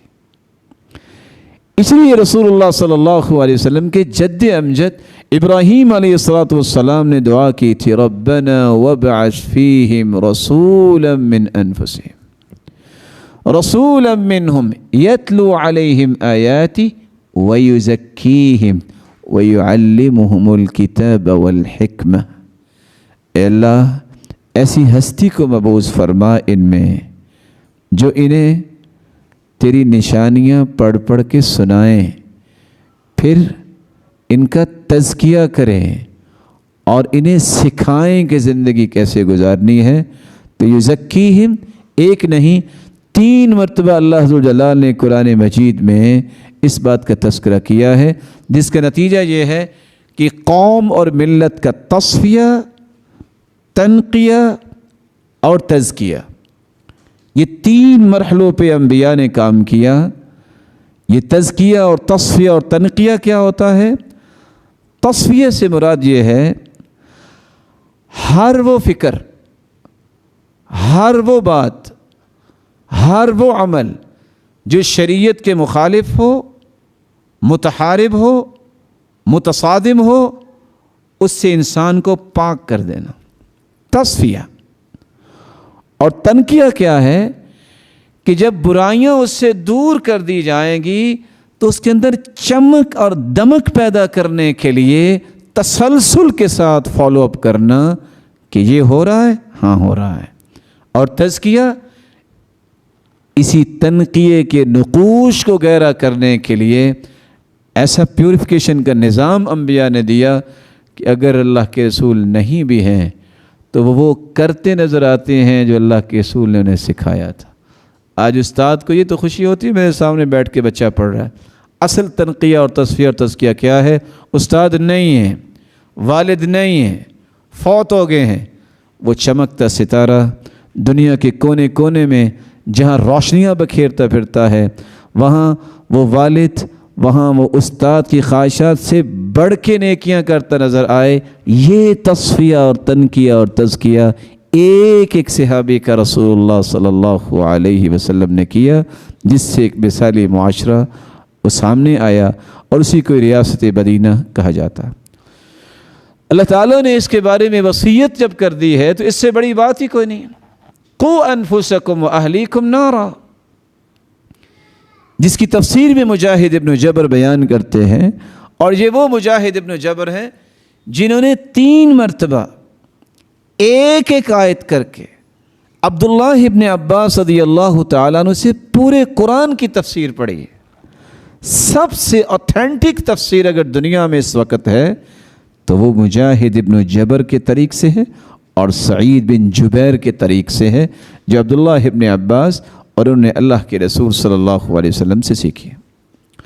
قرآن مجید کے اندر متعدد آیات ہیں جس میں اللہ ذوالجلال نے ان آداب کو بیان کیا ہے جن کا خیال نہیں کیا جاتا۔ میں چند مثالیں سے پیش کروں گا صرف یہ سمجھانے کے لیے اور سمجھنے کے لیے کہ ہم کہاں کھڑے ہیں۔ لا تدخلوا بیوتا غیر بیوتکم حتی تستأنسوا وتسلموا علی اہلها۔ ایمان کا دعویٰ کرنے والو، جب تم کسی دوسرے کے گھر جاؤ تو جب تک انس پیدا نہ کر لو اس وقت تک کسی کے گھر داخل نہ ہو، جب تک سلام نہ کہو تم کسی کے پاس جاؤ نہیں۔ دیانتداری سے بتائیے کہ ہمارے گھر، ہمارا سسٹم، ہمارا معاشرہ، ہمارے آفیسز کیا اس آیت کے مطابق ہے؟ حالت یہ ہے کہ ہم نے بناوٹی میئرز بنا لیے، یہ میری فرسٹ کزن کا گھر ہے، یہ میری سیکنڈ کزن کا گھر ہے، اور کیا ہوگا؟ بغیر دروازہ کھٹکھٹائے، بغیر سلام کہے اندر چلے جائیں گے۔ اور شریعت اتنی حساس ہے کہ مومن کی عزت اتنی قیمتی ہے کہ کوئی بغیر اجازت تمہارے گھر جھانک لے، آنا تو بہت دور کی بات، اور اگر آپ پتھر مار کے یا لوہے کی سلاخ مار کے اس کی آنکھ نکال دیں تو گناہ نہیں ہوگا۔ خود اللہ کے رسول صلی اللہ علیہ وسلم بیٹھے تو آپ کو محسوس ہوا کہ کسی نے دیکھا دروازے سے، آپ صلی اللہ علیہ وسلم نے فرمایا لوہے کی کنگھی میرے پاس ہے، اگر مجھے پتہ چل جاتا میں تیری آنکھ نکال دیتا۔ اور ادھر حالت یہ ہے، سلف صالحین نے جو ادب سکھائے، امام اوزاعی سے کسی نے پوچھا ما حد الطفل الذي يستأذن، بچے کی عمر کتنی ہونی چاہیے کہ اسے یہ ادب سکھا دیا جائے، بیٹا کسی کے پاس جانا ہے تو اجازت لے کے جانا ہے۔ کتنی عمر میں سکھانا چاہیے؟ قال 4 سنین، 4 سالہ بچہ ہو جائے تو اسے یہ ادب سکھا دینا چاہیے، بیٹا کسی کے گھر اجازت کے بغیر نہیں جاتے۔ آج 40 سالہ بچے بھی بغیر اجازت کے جاتے ہیں۔ ٹو بی فرینک، آج 40 سالہ بچوں کو بھی یہ توفیق نہیں ہوتی کہ ہم جا کے سلام ہی کہہ دیں، حالانکہ حدیث یہ کہتی ہے لا تأذنوا لمن لم يبدأ بالسلام، جو آپ کو سلام نہیں کہتا اور آپ کے پاس آنا چاہتا اسے آپ اپنے پاس آنے کی اجازت نہ دو۔ اس 40 سالہ بچے کو بھی آج یہ ادب نہیں آیا، وہ کال بھی کرے گا سلام نہیں کرے گا، وہ ہیلو ہی کہے گا، جبکہ حدیث یہ کہتی ہے من بدأ بالکلام قبل السلام فلا تجیبوا، جو بات کرنا چاہتا ہے تم سے سلام نہیں کرتا اس کو جواب نہ دو۔ آپ کر کے دیکھیں، اگر آپ کسی کا فون آئے اور جواب نہ دیں تو اس سے بڑا مسئلہ بن جائے گا کہ لو میں نے کال کی اس نے جواب نہیں دیا، اس لیے کہ یہ ادب و آداب انہوں نے سنے ہی نہیں ہیں، اور اگر سنے ہیں تو ان کی عظمت ان کے سامنے آشکار ہی نہیں ہوئی۔ رسول اللہ صلی اللہ علیہ وآلہ وسلم نے یہی صحابہ کو سکھایا، کسی کے گھر جانا ہے کبھی دروازے کے سامنے کھڑے ہو کے مت کھٹکھٹائیے، یہ ایک اگلا مرحلہ ہے۔ کان بابہ یقرأ بالاظافیر، ناخنوں کے ساتھ کھٹکھٹاتے، بس اتنا کو کھٹکھٹاتے صحابہ کرام کی آواز پہنچ جائے۔ اور ہم کیا کرتے ہیں؟ چونکہ میں آ گیا ہوں، اب یہ میں نہیں، یہ دروازہ نہیں، یہ کوئی رویہ نہیں ہے۔ اور اگر گھنٹی لگائی ہے کسی مہذب آدمی نے، آپ ایک مرتبہ گھنٹی لگائیں. کوئی بیمار بھی اندر ہو سکتا ہے کہ ڈاکٹرز نے منع کیا ہو کہ شور نہیں اس کو پسند، ایک مرتبہ، 2 مرتبہ، زیادہ سے زیادہ 3 مرتبہ، اور واپس چلے جائیں. بس گھنٹی پہ ہاتھ رکھا ہے، کب اٹھے گا؟ جب انشاءاللہ گھنٹی جل چکی ہوگی. یہ کوئی رویہ نہیں ہے، یہ ادب ہے کہ اللہ کے رسول خود صحابی کے گھر گئے، 3 مرتبہ دروازہ کھٹکھٹایا، اجازت لی ہے، نہیں کو آیا، واپس چلے گئے، کوئی غصہ نہیں کیا. کیونکہ حدیث یہ کہتی ہے الاذن ثلاثا، 3 مرتبہ اجازت لیجئے، اجازت دے دے تو آ جائے، نہیں تو آپ واپس چلے جائیں. وَإِذَا قِيلَ لَكُمْ ارْجِعُوا فَارْجِعُوا هُوَ أَزْكَىٰ لَكُمْ، جب تم سے کہا جائے کہ آپ واپس چلے جائیں تو واپس چلا جایا کرو، اس میں ہی تمہارے لیے عظمت ہے. اور اللہ عز وجل نے ایک دوسری جگہ فرمایا لا يسخر قوم من قوم، کوئی قوم کسی قوم سے مذاق نہ کرے. دیانتداری سے بتائیے کہ ہمارے 24 گھنٹوں میں مذاق میں کتنے گھنٹے گزرتے ہیں؟ کوئی تہذیب اور تمدن کی بات، کوئی عزت افزائی کی بات، کسی کو گرانے کے لیے، کسی کی عزت کو ڈیمیج کرنے کے لیے، کسی کے وقار کو مجروح کرنے کے لیے طرح طرح کے چٹکلے، طرح طرح کی آوازیں اور طرح طرح کی باتیں، یہ اللہ نے سکھایا قرآن میں. لا یسخر قوم، کوئی کسی قوم کو مذاق نہ کرے، نہ مرد عورت کو، نہ عورت کو مذاق کرے. لا تلمزوا انفسکم، برے نام نہ رکھو. کوئی کچھ کہہ رہا ہے، کوئی شیطان کہہ رہا ہے، کوئی کچھ کہہ رہا ہے، لڑائی ہو جاتی ہے. پتہ اس وقت چلتا ہے ایک مٹی کے نیچے، ایک سلاخوں کے پیچھے. آپ غور کریں گے تو آپ کو سمجھ آئے گی کہ یہ ادب و آداب کے نہ ہونے سے نقصان کتنے ہوتے ہیں. لا یغتب بعضکم بعضا، غیبت نہ کرو، یہ ادب نہیں سکھایا. اور بعض لوگ اپنے تائیں سمجھتے میں تو بہت بہادر، میں منہ کے سامنے بھی کرنے کو تیار ہوں. تو کیا منہ کے سامنے غلط بات کرنا یہ جائز ہے؟ منہ کے سامنے ہو یا اس کے پیچھے ہو، جو غلط بات ہے غلط بات ہے. صحابی نے یہی سوال کیا تھا اللہ کی رسول، اگر کسی میں وہ عیب ہو تو ہم بیان کریں تو یہ بھی غیبت ہے؟ فرمایا یہی تو غیبت ہے. اگر اس میں نہیں اور آپ نے کہا یہ تو بہتان ہوا، 80 کوڑے لگیں گے. غیبت تو یہ ہے کہ اس میں برائی ہے اور آپ ایسی بات کسی کے سامنے کر رہے ہیں جو اس کو بری لگے گی. اگر آپ بزدل نہ ہوں، اگر آپ سچے ہوں اپنی بات میں، آپ اس کے گھر جائیں، اس کو سمجھائیں میرے بھائی آپ کے اندر یہ بات ہے تو کیا خیال ہے میں آپ کو بتاؤں اللہ کے رسول کیا کہتے تھے. یا ایک اور بھی انداز ہے کہ آپ سمجھتے ہیں غصہ کر رہا ہے تو حسن و حسین کا رویہ لے لو رضی اللہ عنہما.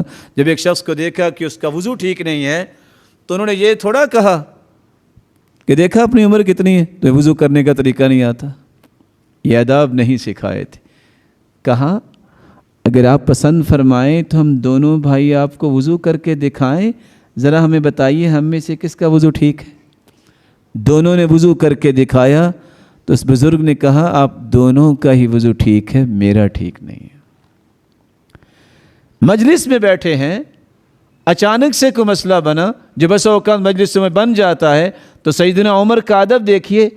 کہا کیا خیال ہے کافی دیر سے ہم بیٹھے ہیں، ہم سب ایک مرتبہ دوبارہ وضو نہ کر لیں. کسی کو کچھ نہیں کہا.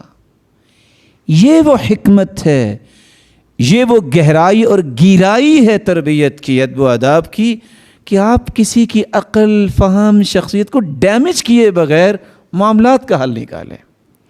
رسول اللہ صلی اللہ علیہ وآلہ وسلم پر یہی قرآن اترا، اسی کے ذریعے تربیت کی، یہی آداب تھے. لا تنابزوا بالالقاب، برے القاب نہ بولیں،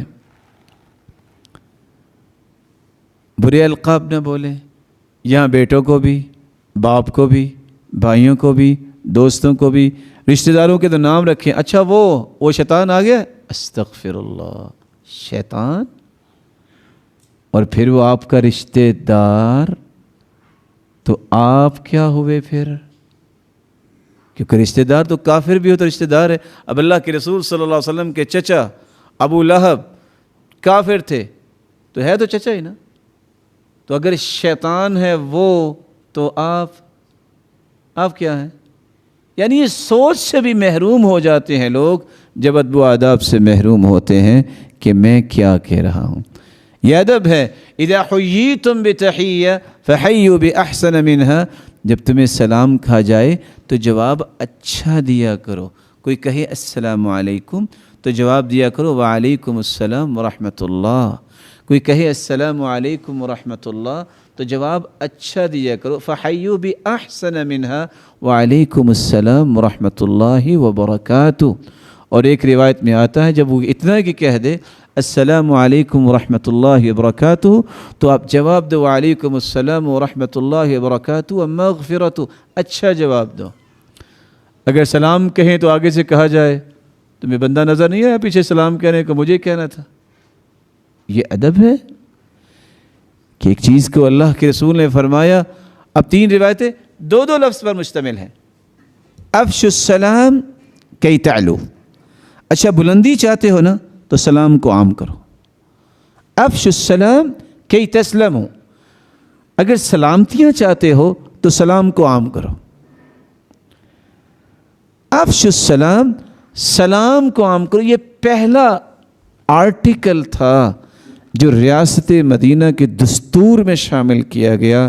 جب اللہ کے رسول مدینہ میں گئے ہیں تو اوس اور خزرج بھی تھے، وہاں یہودی بھی تھے، تو آپ نے first return constitution of the world 56 دفعات جو ہیں وہ لکھی، جس پہ یہودیوں نے بھی سائن کیے، جن میں 27 جو تھے صرف مسلمانوں کا یہودیوں کے ساتھ اور دوسرے لوگوں کے ساتھ جو ملنا جلنا تھا، رولز اینڈ ریگولیشنز کیا ہوں گے، ریمیننگ مسلمانوں کے لیے تھے 27۔ اور آج ہمیں سمجھ نہیں آتی، اور بعض لوگ سمجھتے ہیں شاید اس میں بھی کوئی بہادری ہے۔ وہ کسی کے گھر جائیں گے، ہاتھ سے دروازہ نہیں کھولیں گے، پاؤں سے کک لگائیں گے اور بعد میں کہیں گے واہ واہ واہ بڑا جرت والا ہے۔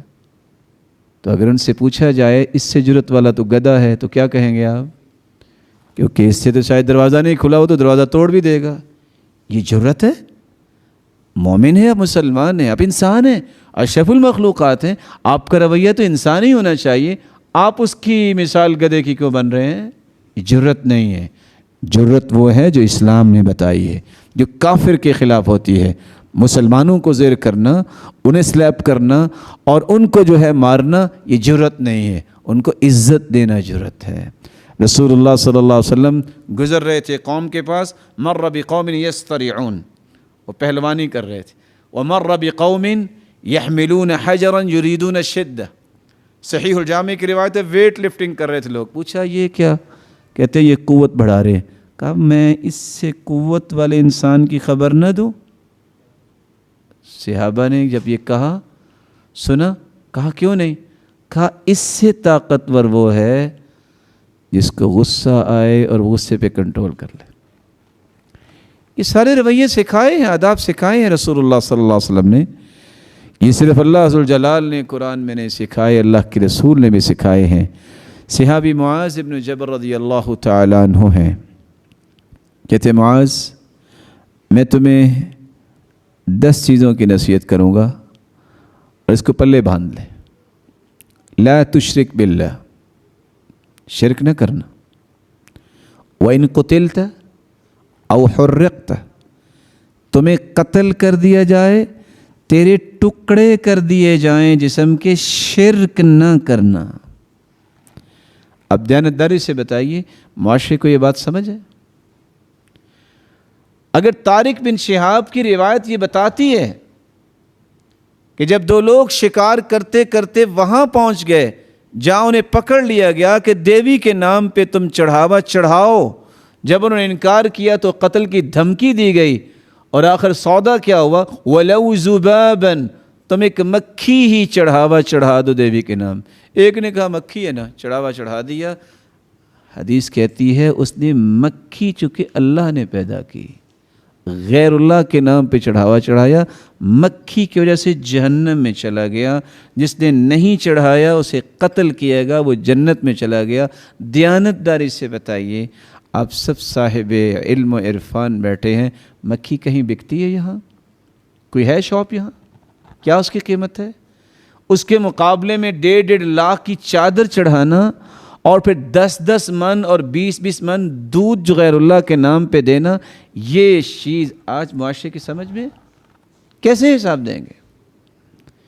یہ ادب سکھایا جا رہا ہے۔ میرے صحابی تیرے ٹکڑے کر دیے جائیں، تجھے جلا کے راکھ کر دیا جائے، شرک نہ کرنا۔ فرمایا وَلَا تَعُقَّنَّ وَالِدَيْكَ۔ آج جو معاشرہ روتا اور سسکیاں لیتا نظر آتا ہے، ہر 2 گھنٹے کے بعد جو کال ہوتی ہے، مولانا صاحب دعا کریں، بیٹے بڑے بدتمیز ہیں، بس کیا کریں؟ دعا ہی دے سکتے ہیں نا۔ اور نصیحت کیا ہو رہی ہے؟ وَلَا تَعُقَّنَّ وَالِدَيْكَ وَإِنْ أَمَرَاكَ أَن تَخْرُجَ مِنْ أَهْلِكَ وَمَالِكَ۔ تمہارے والدین تمہیں کہہ دینا گھر سے نکل جاؤ تو نکل جاؤ، اگر کہہ دیں کہ تمہارا مال ہے رکھ دو یہاں، تم میری اولاد ہو، یہ میرا مال ہے، تم نکل جاؤ تو نکل جاؤ، یہ اللہ کے رسول کہہ رہے ہیں۔ یہاں کیا ہے؟ اس معاشرے کی، اس قوم کی حالت کیا آپ کہیں گے کہ جہاں باپ بات کرتے وقت ڈرے کہ میرا بیٹا کہیں ناراض نہ ہو جائے، وہ اس خوف سے بات کرے کہ کوئی اگر لفظ ادھر ادھر ہو گئے تو میری شامت آ جائے گی۔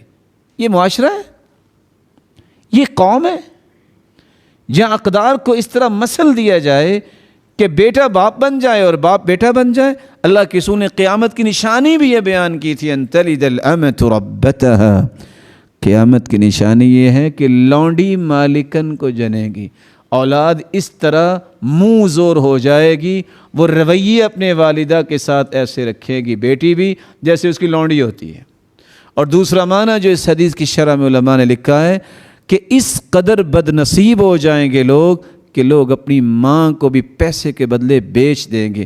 وہ بکتی بکتی بکتی ایک وقت آئے گا خود خرید لیں گے، پہلے وہ ماں تھی اب وہ اس کی لونڈی بن گئی۔ یہ ادب و آداب جب تک نہیں آتے معاشرے کے اندر، اس وقت تک میرے معزز اور میرے مکرم، یہ معاشرے کی وہ رونق دیکھنا ہمیں نصیب نہیں ہوگا جس کے لیے ہم تڑپتے ہیں۔ اللہ کے رسول صلی اللہ علیہ وسلم نے کس طرح گھر میں بھی یہ ادب سکھایا، دور کی بات تھی گھر میں۔ اب یہودی آئے، انہوں نے کہا السلام علیکم۔ آپ بھی میں احترام سے کہوں گا، غور کیجئے گا، میرا اور آپ کا سلام بھی بس اوقات کیسا ہوتا ہے؟ السلام علیکم۔ پتہ ہے اس کا معنی کیا؟ السلام علیکم کہنا چاہیے۔ السلام علیکم اس کا معنی ہے تم پہ موت واقع ہو۔ اب ہوا یہ کہ یہودی تو دشمن ہے، وہ گزرتے کہنے لگے السلام علیکم یا محمد، نعوذ باللہ تم پہ موت واقع ہو اے محمد۔ تو آپ نے کیا کہا؟ وعلیکم۔ کیا معنی؟ تم پہ موت واقع ہو۔ تو سیدہ عائشہ رضی اللہ تعالیٰ نے سنا تو سمجھ گئی، کہتی علیکم السلام واللعنہ وغضب علیکم، تم پہ موت ہو، لعنت ہو، غضب ہو اللہ کا۔ قال مہلا یا عائشہ، مہلا، رک جاؤ۔ قالت اولم تسمع ما قالوا، اللہ کے رسول آپ نے سنا نہیں کتنی بڑی بد دعا دی؟ قال ولم تسمعی ما قلت، کہ آپ نے نہیں سنا میں نے کیا کہا؟ انہوں نے کہا مجھ پہ موت واقع ہو، ان کی تو قبول نہیں ہونی، میں نے کہا کہ تم پہ واقع ہو، میری قبول ہو جائے گی۔ میں نے بھی وہی جواب دیا ہے۔ تو آپ صلی اللہ علیہ وسلم نے یہ سارے کے سارے آداب سکھائے، اور ایک مشکل سی حدیث صحیح الجامع اور سلسلہ صحیحہ کی ہے، کہیں بیٹھے ناراض نہ ہو جائیں۔ حدیث کے الفاظ ہیں علق الصوت حیث یراہ اہل البیت فانہ ادب لہم۔ ایسی چیزیں سکھانے کے لیے اپنے گھر میں کوڑا لٹکاؤ گھر والوں کے لیے، تاکہ ان کے لیے ادب کا باعث رہے۔ لیکن آج ہم نے ایک سلوگن تیار کر دیا، اگرچہ بڑی اچھی نیت کے ساتھ، مار نہیں پیار۔ نتیجہ کیا نکلا؟ جو بچے اپنے والدین کے سامنے بولتے نہیں تھے اب وہ بدتمیز بن گئے، وہ بچے جو اساتذہ کو دیکھ کے نظر جھکاتے تھے اب ان کے گریبان پھاڑ رہے ہوتے ہیں۔ کس سلوگن نے خراب کیا؟ ہم خود اس بات کے قائل ہیں کہ مارنا ٹھیک نہیں، لیکن الضرب للصبیان کالماء فی البستان، ادب سکھانے کے لیے اس طرح تعدیب اور سرزنش بچوں کی ضروری ہے جس طرح درخت کو ہرا بھرا رکھنے کے لیے پانی ضرورت ہے۔ اگر آپ ان کے رویوں کو درست نہیں کریں گے تو آپ ہمیشہ نقصان اٹھائیں گے۔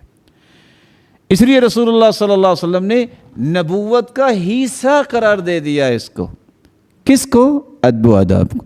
ان الہدی الصالح والسمت الصالح جزء من 70 جزءا من النبوہ. اچھی سیرت اور اچھا راستہ اختیار کرنا یہ نبوت کا 70واں حصہ ہے. اتنی عظمت کا یہ علم ہے ادب و آداب کا. اور آپ صلی اللہ علیہ وآلہ وسلم نے دوسری حدیث میں مزید بہتری پیدا کی. فرمایا ان السمت الصالح والهدی الصالح والاقتصاد جزء من 25 جزءا من النبوہ. یہ نبوت کا 25واں حصہ. بلکہ آپ صلی اللہ علیہ وآلہ وسلم نے صحابہ کرام کا یہ امتیازی رویہ بنایا کہ ان کے اندر ادب و آداب ہے. رسول اللہ صلی اللہ علیہ وآلہ وسلم کے صحابہ وہ ان ادب و آداب کے صفِ اول کے شہسوار تھے. اس لیے امام ابن القیم فرماتے ہیں الادب هو الدین کلہ. ادب یہ سارے کا سارا دین ہی تو ہے. اور علماء امت نے اس لیے صحابہ کی زندگیاں پڑھی، سمجھی، سوچا اور یہ فیصلہ دے دیا علم سے پہلے ادب سیکھا جائے. ہمارے پاس علم بہت آ گیا ہے، فر جواب دیں گے اور لڑائی کے لیے تیار ہو جائیں گے، مناظروں کے لیے بڑے تیار. آؤ میرے ساتھ ڈیبیٹ کر لو، بات تو کر کے دیکھو. ادب نہیں آئے گا.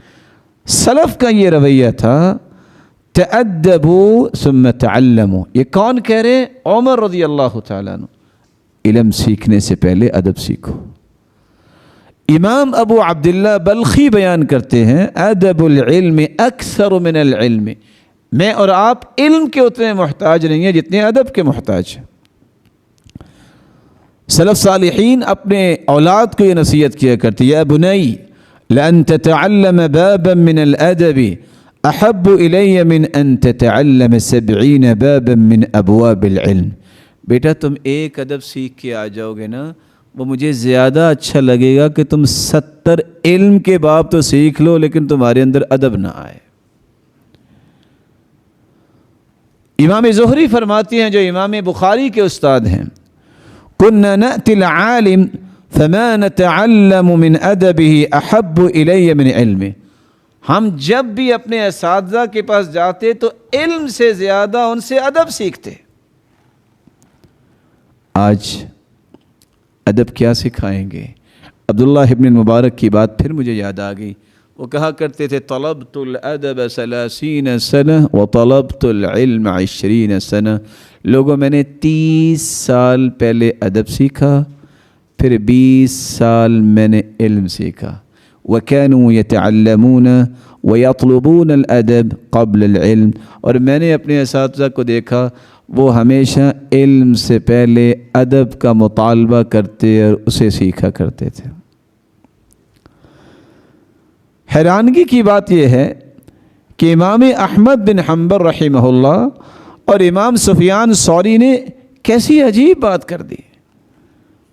وہ کہاں کرتے تھے كان الرجل اذا اراد ان يكتب الحديث. ہمارے زمانے میں کوئی حدیث پڑھنا چاہتا، لکھنا چاہتا، تأدب وتعبد قبل ذلك ب20 سنہ. اس سے پہلے 20 سال ادب سیکھتا اور عبادت کے اندر جو ہے اپنے آپ کو لگاتا، تب جا کے وہ محدثین کی صف میں شامل ہوتا. آج حدیث بیان کرنے والا حدیث بیان کر رہا ہوگا، PhD بھی کی ہوگی، گالیاں بھی دے رہا ہوگا اور طرح طرح کی باتیں بھی کر رہا ہوگا. یہ ادب ہے؟ جھوٹ بھی بول رہا ہوگا اللہ کے رسول پہ، من گھڑت قصے بھی سنا رہا ہوگا، کہانیاں بھی پیش کر رہا ہوگا. یہ ادب ہے علم کا؟ رسول اللہ صلی اللہ علیہ وسلم کا دین جنہوں نے سمجھا ہے اس کی بات سمجھیے. 5000 لوگ ایک ایک وقت میں امام احمد بن حنبل کے سامنے بیٹھ کے پڑھتے تھے. کتنے ہزار؟ میں نے 500 نہیں کہا، 5000. شاید کہ آپ کو یہ علم ہی ہوگا، نہیں تو میں عرض کیے دیتا ہوں. امام احمد بن حنبل جب فوت ہوئے تو 2.5 ملین لوگوں نے اس کا جنازہ پڑھا تھا، اس دور کی بات کر رہا ہوں۔ یہ 5000 جو بیٹھتے تھے ان میں صرف 500 لوگ لکھتے تھے، باقی 4500 لوگ صرف ادب سیکھتے تھے کہ استاد محترم پڑھاتے کیسے اور ہمیں کلاس میں کیسے بیٹھنا ہے، صرف ادب سیکھتے تھے۔ رسول اللہ صلی اللہ علیہ وسلم کا دین ہمیں بتاتا ہے کہ عقل اور ادب یہ لازم ملزوم ہے۔ ادب نہ ہو تو انسان بے عقل ہو جاتا ہے، عقل نہ ہو تو پھر وہ ادب نہیں سیکھتا۔ لا ادب الا بعقل ولا عقل الا بادب، جس عقل کے ساتھ ادب نہیں ہے وہ عقل نہیں رہتی، وہ کبھی معقول آپ کو بات نہیں بتائے گا۔ جس کے پاس ادب نہیں ہے اس کی عقل اس کے کسی کام کی نہیں ہے، بلکہ اس لیے کہا کرتے تھے سری السقطی الادب ترجمان العقل، اگر آپ نے اپنی عقل کی ترجمانی کرنی ہے تو وہ آپ کے ادب و آداب کریں گے۔ جو آپ کے اندر ادب و آداب ہیں کسی کو چیک اپ کروانے کی ضرورت نہیں، سمجھ آ رہی ہوتی ہے کہ اس کی عقل اس کا لیول کیا ہے۔ اس لیے سلف کہا کرتے تھے عقل بلا ادب کشجاع بلا سلاح، جو بندہ اپنے آپ کو دانش مند بھی کہتا ہے اور اس کے پاس ادب و آداب نہیں، وہ ایسا بہادر ہے جس کے پاس نہ طاقت ہے نہ اسلحہ ہے۔ تو بہادری کس چیز کی ہے؟ اس کے پاس تو بہادری کی چیز ہی کوئی نہیں۔ اس لیے شعیب بن شیبہ فرماتے ہیں اطلب الادب فانہ مادۃ العقل، اگر آپ نے اپنی عقل کو اس لائق بنانا ہے کہ وہ لوگوں کے لیے قابل ستائش بن جائے تو پھر ادب کو سیکھو۔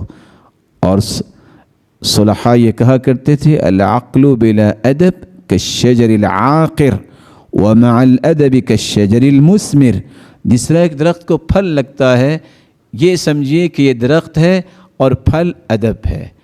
اگر کسی درخت کو پھل نہیں لگتا سمجھ لو یہ وہ عقل ہے جس کے ساتھ ادب نہیں ہے۔ یہ پھلدار درخت کی حفاظت بھی ہوتی ہے، پانی بھی دیا جاتا ہے، جس کو پھل نہیں لگتا کسی وقت بھی کسان اس کو کاٹ کے جلا بھی سکتا ہے اور کچھ اور کام بھی اس سے لے سکتا ہے۔ یہی وہ قوم جس کے پاس ادب و آداب ہوتی ہے ان کو بطور آئیڈیل پیش کیا جاتا ہے، جس کے پاس ادب و آداب نہیں ہوتا وہ صرف انسان کے لیے عبرت کے طور پہ تو پیش کیا جاتا ہے، مثال کے طور پہ پیش نہیں کیا جاتا۔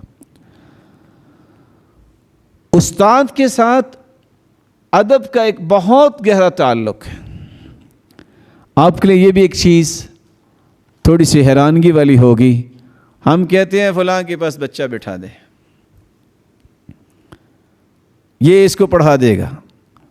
سلف کیا کرتے كانوا اذا اتوا الرجل ليأخذوا عنه نظروا الى سمته وصلاته والى حاله ثم يأخذون عنه، جب بھی کوئی شخص سلف صالحین سے اپنے بچے کو بھجواتا تو سب سے پہلے دیکھتا یہ استاد کی نماز کیسی ہے، اس کا اخلاق اور کردار کیسا ہے، اس کی حالت اور ادب و آداب کیسے ہیں، پھر بچے کو بٹھاتے۔ اب دیانتداری سے بتائیں کہ جب بچے کو بٹھا کے آئے اور وہاں وہ سکھائیں رقص تو یہ آپ اپنے بچوں سے انصاف کر رہے ہیں؟ ایک شخص اپنے بچے کو چھوڑنے آیا ہے، دیکھا کہ استاد نے جوتی پہنتے وقت بایاں پاؤں پہلے پہنا ہے، سنت کیا ہے وَلْيَكُنِ الْيُمْنَ أَوَّلَهُمَا تُنْعَلْ وَآخِرَهُمَا تُنْزَعْ، ادب یہ ہے جوتی میں پاؤں پہلے دایاں ڈالتے ہیں، جب اتارتے ہیں تو بایاں پاؤں پہلے اتارتے ہیں۔ جب اس نے دیکھا تو اپنے بچے کو واپس لے گیا، کہا اس کو خود ادب نہیں ہے، میرے بچے کو کیا سکھائے گا۔ اس لیے علم کے ساتھ ادب کا اتنا گہرا معاملہ ہے کہ اگر علم کے ساتھ ادب نہ ہو تو انسان کے اندر برکت نہیں آتی۔ امام مالک کون تھے؟ استاد تھے۔ کس کے استاد تھے؟ امام شافعی کے۔ اور امام شافعی کہتے ہیں كنت اصفح الورق بين يدي مالك صفحا رقيقا هيبة له لئلا يسمع وقعها، میں امام مالک کے سامنے بیٹھا ہوتا تو میں اپنی کتاب کا ورق بڑی آہستہ چینج کرتا کہ کہیں یہ بھی بے ادبی نہ ہو جائے اور جو میرے استاد سوچ رہے ہیں ان کی فکر میں کوئی فرق نہ آ جائے۔ امام شافعی کہتے ہیں واللہ ما اجترأت ان اشرب الماء والشافعی ينظر الی ہیبۃ اللہ۔ ربیع ان کے شاگرد ہیں امام شافعی کے، وہ کہتے ہیں اللہ کی قسم میں نے امام شافعی کے سامنے کبھی بیٹھ کے پانی نہیں پیا، اس قدر ہیبت ہوتی تھی۔ اور آج کے استاد شاگرد ذرا دانش گاہوں میں چکر لگائیں، کالجز یونیورسٹیوں میں جہاں نام نہاد علم والے پیدا ہوتے ہیں، وہاں استاد گزر رہا ہے، شاگرد سیٹیاں مار رہے ہیں، استاد جا رہا ہے اور وہ کس طرح ان سے مخاطب ہیں جیسے کسی غلام کے ساتھ مخاطب ہے۔ یہ دانش نہیں ہے۔ سوچئے اس وقت قوم کدھر جا رہی ہے، اور ان ادب و آداب سے ناواقف قوم کل کو کیا کر سکے گی۔ اور ہم اپنی اولادوں کو جب تک یہ ادب نہیں سکھاتے، ہم ان سے کیا کل کو کروا سکیں گے۔ اس لیے امام مالک جب ان کی ماں انہیں تیار کر کے بھیجتی، پگڑی باندھتی اور جانے سے پہلے کہتی اے مالک خذ من شیخک الادب قبل العلم، بیٹا علم سے پہلے استاد سے بیٹا ادب سیکھنا۔ امام شافعی کی والدہ ہی تھی جو فجر کی نماز سے پہلے وضو کروا کے پگڑی باندھ کے کھڑا کرتی، اور وہ چھوٹ جاتے، اماں مجھے جانے بھی دو، کہتے بیٹا اذان تو ہو لینے دو۔ یہ کون سا ادب ہے کہ بیٹا 8 بجے تک سویا ہوا ہے اور اٹھانے کی جرت نہیں ہے والدین میں کہ وہ دروازہ نہیں کھٹکھٹا سکتے، وہ اس کو کہہ نہیں سکتے کہ اٹھ کے نماز پڑھو۔ یہ معاشرہ تو نہیں ہے نا۔ والدین کے اندر اتنا خوف جب آ جائے گا تو قوم کیسے بنے گی؟ شیخ ابن باز رحمۃ اللہ علیہ سے پوچھا ایک ماں نے کہ میرا بیٹا اٹھتا نہیں ہے، کہا تم ٹھیک نہیں کہہ رہی، کہا میں روزانہ اٹھاتی ہوں نہیں اٹھتا، کہا نہیں مجھے ایک بات بتاؤ، جس کمرے میں سو رہا ہے اگر آگ لگ جائے تو کیا کرو گی؟ کہا جرہ جرہ، میں کھینچ کے نکالوں گی۔ کہا اچھا، دنیا کی آگ سے بچانے کے لیے کھینچ کے نکالو گی اور جہنم کی آگ سے بچانے کے لیے تمہیں سوچ نہیں آ رہی؟ ان رویوں کو درست کرنا ہوگا۔ اگر میرے مرنے کے بعد میرا بچہ ہاتھ اٹھا کے دعا کرنے کے قابل نہیں تو میں نے کیا دیا اس کو پتہ نہیں ہے کہ باپ کو غسل کیسے دینا ہے، وہ میری میت کو سامنے رکھ کے جنازہ پڑھانے کے قابل نہیں ہے، میں نے کروڑوں روپے اس کی ڈگریوں پہ لگائے ہیں، سب غرق کیے ہیں، کوئی فائدہ نہیں ہے اس کا، کیونکہ یہ سب کچھ یہاں رہ جانا ہے۔ ایک ایسی زندگی جو ہے جو ٹریلین جو ہے سال نہیں، اس سے بھی زیادہ لامحدود سالوں کی زندگی ہے جہاں ختم نہیں ہونی، کبھی اس کے بارے میں بھی ہمیں فکر کرنا چاہیے۔ رسول اللہ صلی اللہ علیہ وآلہ وسلم نے یہی چیزیں سکھائی تھی۔ من ادب ولدہ صغیرا سر بہ کثیرا، سلف کہا کرتے تھے جو بچپن میں اپنے بچے کو ادب سکھا دے وہ ساری زندگی خوشیاں اس کا استقبال کرتی ہیں۔ قرت بہ عینہ کبیرا، وہ اولاد بڑی بھی ہو جائے اس کی آنکھیں ہمیشہ ٹھنڈی ہی رہتی ہیں کیونکہ اس نے اپنی اولاد کو ادب سکھایا ہے۔ اور لقمان حکیم کی بات ویسے تو لوگ بڑی مانتے ہیں کہ یہ کھانے سے یہ ہوگا اور یہ کھانے سے یہ ہوگا، لقمان حکیم ہی کہا کرتے تھے ضرب الولد للولد کمطر السماء علی الارض، ادب سکھانے کے لیے سرزنش کرنا اور ضرورت کے مطابق سختی کرنا، بچے کو معمولی سے مارنا اتنا ہی ضروری ہے جس طرح زمین کو ہرا بھرا رکھنے کے لیے آسمان سے پانی بارش کی صورت میں برسنا ضروری ہے۔ من ادب اولادہ ارغم حسادہ، سلف کہا کرتے تھے جس نے اپنے بچوں کو ادب سکھا دیا اس نے اپنے تمام حاسدین کے گلے میں ایک کیل لگا دیا کو جو مرضی حسد کریں اس کو نقصان نہیں ہوگا، کیونکہ اس کی اولاد ایک مثالی اولاد ہے۔ اس نے تو حاسدین کو شکست دے دی۔ حاسدین سے بچنا ہے تو اپنی اولاد کو ادب و آداب سکھائے جائیں۔ اور سلف صالحین یہ کہا کرتے تھے خیر ما ورث الرجال بنیہم ادب صالح وحسن الثناء، لوگ اپنے بیٹوں کو جو بہترین وراثت دیتے ہیں وہ سب سے بہترین وراثت نیک ادب اور خوبصورت تعریف ہے کہ جب وہ بڑے ہو جائیں یہ دنیا سے چلے جائیں لوگ ان کی تعریف ہی کرتے رہیں، اور یہ سب سے بڑی وراثت ہے۔ اور عبداللہ ابن المبارک یہ کہا کرتے تھے لا ينبل الرجل بنوع من العلم ما لم يزين علمه بالادب، کوئی بھی انسان اس وقت تک یونیک شخصیت نہیں بن سکتا جب تک اپنے علم کو ادب کے ساتھ وہ مزین نہیں کرتا۔ یہ ادب ہی ہے جو انسان کی عقل کو روشن کرتا ہے۔ احنف بن قیس کہا کرتے تھے الادب نور العقل، کسی شخص نے اپنی عقل کو منور کرنا ہے تو ادب سیکھے۔ عرب نے اس کو بادشاہ بنانا چاہا احنف بن قیس کو، اور بنایا۔ کوئی زیادہ پڑھا لکھا نہیں تھا، لیکن ادب اس کے اندر اتنا تھا۔ اتفاق سے ایک دن لونڈی کوئلے لے کے آ رہی تھی اور اس کا 9 مولود بچہ تھا۔ لونڈی گزری، اس کے ہاتھ سے انگیٹھی گر گئی، کوئلے گرے، آن دا اسپاٹ بچہ فوت ہو گیا، اور وہ خود فوت ہو گئی، اور وہ لونڈی بے ہوش ہو گئی۔ بچہ فوت ہوا اور لونڈی بے ہوش اس لیے ہوگی کہ اب میرا کیا بنے گا۔ وہ آیا، اس نے پانی پلایا، ہوش میں لایا، کہا تم آزاد ہو۔ لوگوں نے کہا یہ کیا؟ کہا میرے بیٹے کی قسمت ایسے ہی لکھی تھی، اب اس کی وجہ سے میں ایک اور جان ضائع نہیں کرنا چاہتا تھا، آیا تھا غصہ، میں نے ٹھنڈا کرنے کے لیے آزاد کر دیا۔ لوگوں نے کہا اس کو سردار بنانا ہے، ذرا دیکھتے ہیں ٹالرنس کتنا ہے۔ ایک نوجوان کو کھڑا کیا گیا کہ بھری مجلس میں تم اس سے کہو کہ والد تو اس کا ہے نہیں، میں آپ کی ماں سے شادی کرنا چاہتا ہوں۔ احنف بن قیس سنا، میں سوچتا تھا کہ آج اگر کسی کو بھری مجلس میں کہہ دیا جائے تو جہاں کھڑا ہے وہاں ہی دفنا دیں گے۔ کہا بیٹا اس طرح کی باتیں مجالس میں نہیں ہوتی، جو ان کی بات کا ترجمہ ہے آپ اس کے لیے گھر تشریف لائیے گا۔ کہا نہیں ابھی جواب دیں۔ کہا بیٹا پھر میرا مشورہ یہ ہے کہ آپ میری ماں سے شادی نہ کریں، بہت بوڑھی عورت ہے، وہ آپ کی خدمت نہیں کر سکے گی، تو اس شادی کا تو مقصد فوت ہو جائے گا۔ کہا نہیں میں نے کرنی کرنی ہے۔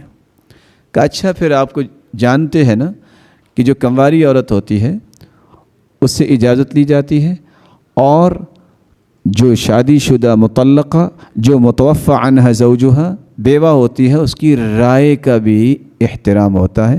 میں اس سے پوچھوں گا، اگر وہ راضی ہوئی تو تب ہی کوئی بات ہوگی۔ لوگوں نے کہا یہ اس قابل ہے کہ اس کو سردار بنایا جائے، اور کوئی بھی ناگواری محسوس نہیں کی۔ اور آج کوئی اس طرح کی بات کر دے، اللہ اکبر، پھر کیا ہوگا؟ پھر وہ آپ زیادہ جانتے ہیں کیا ہوگا۔ دنیا میں غریب وہ نہیں ہے جس کے پاس پیسہ نہیں ہے، غریب وہ ہے، سیدنا معاویہ رضی اللہ تعالیٰ عنہ کہا کرتے تھے الغریب من لا ادب له، جو بے ادب ہے یہ دنیا کا سب سے بڑا غریب ہے۔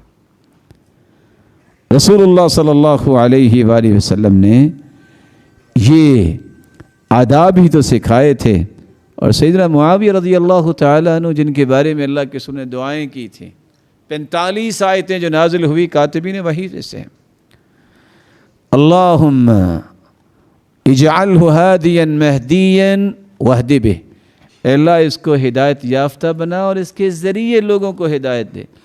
اللہم علمہ الکتاب وقہ العذاب، اللہ اس کو حساب و کتاب بھی سکھا دے اور اس کو عذاب سے بھی بچا۔ 20 سال گورنر رہے اور 20 سال انہوں نے حکومت سنبھالی، لیکن اللہ تعالیٰ نے کیسی حکمت دی تھی۔ عبد الملک بن مروان اور دیگر جب ان کے خلاف اٹھے، تلواروں کو زہر لگا کے آئے اور آ کے کہا کہ اگر اس نے آگے سے بات کی تو یکبارگی سب حملہ کریں گے اور آج مٹا کے آنا ہے۔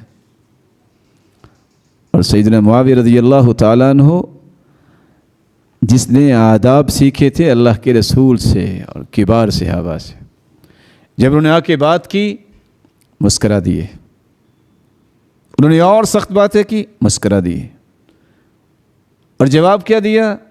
یا قمر الاقمار و یا شمس الشموس، اے چاندوں کے چاند، کس کو؟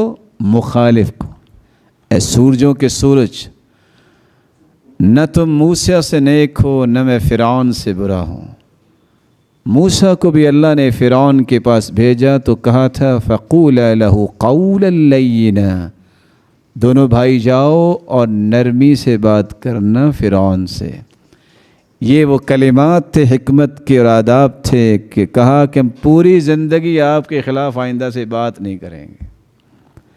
اور وہ کہا کرتے تھے لا حکیم الا ذو عشرہ، لا حکیم الا ذو تجربہ ولا حلیم الا ذو عشرہ۔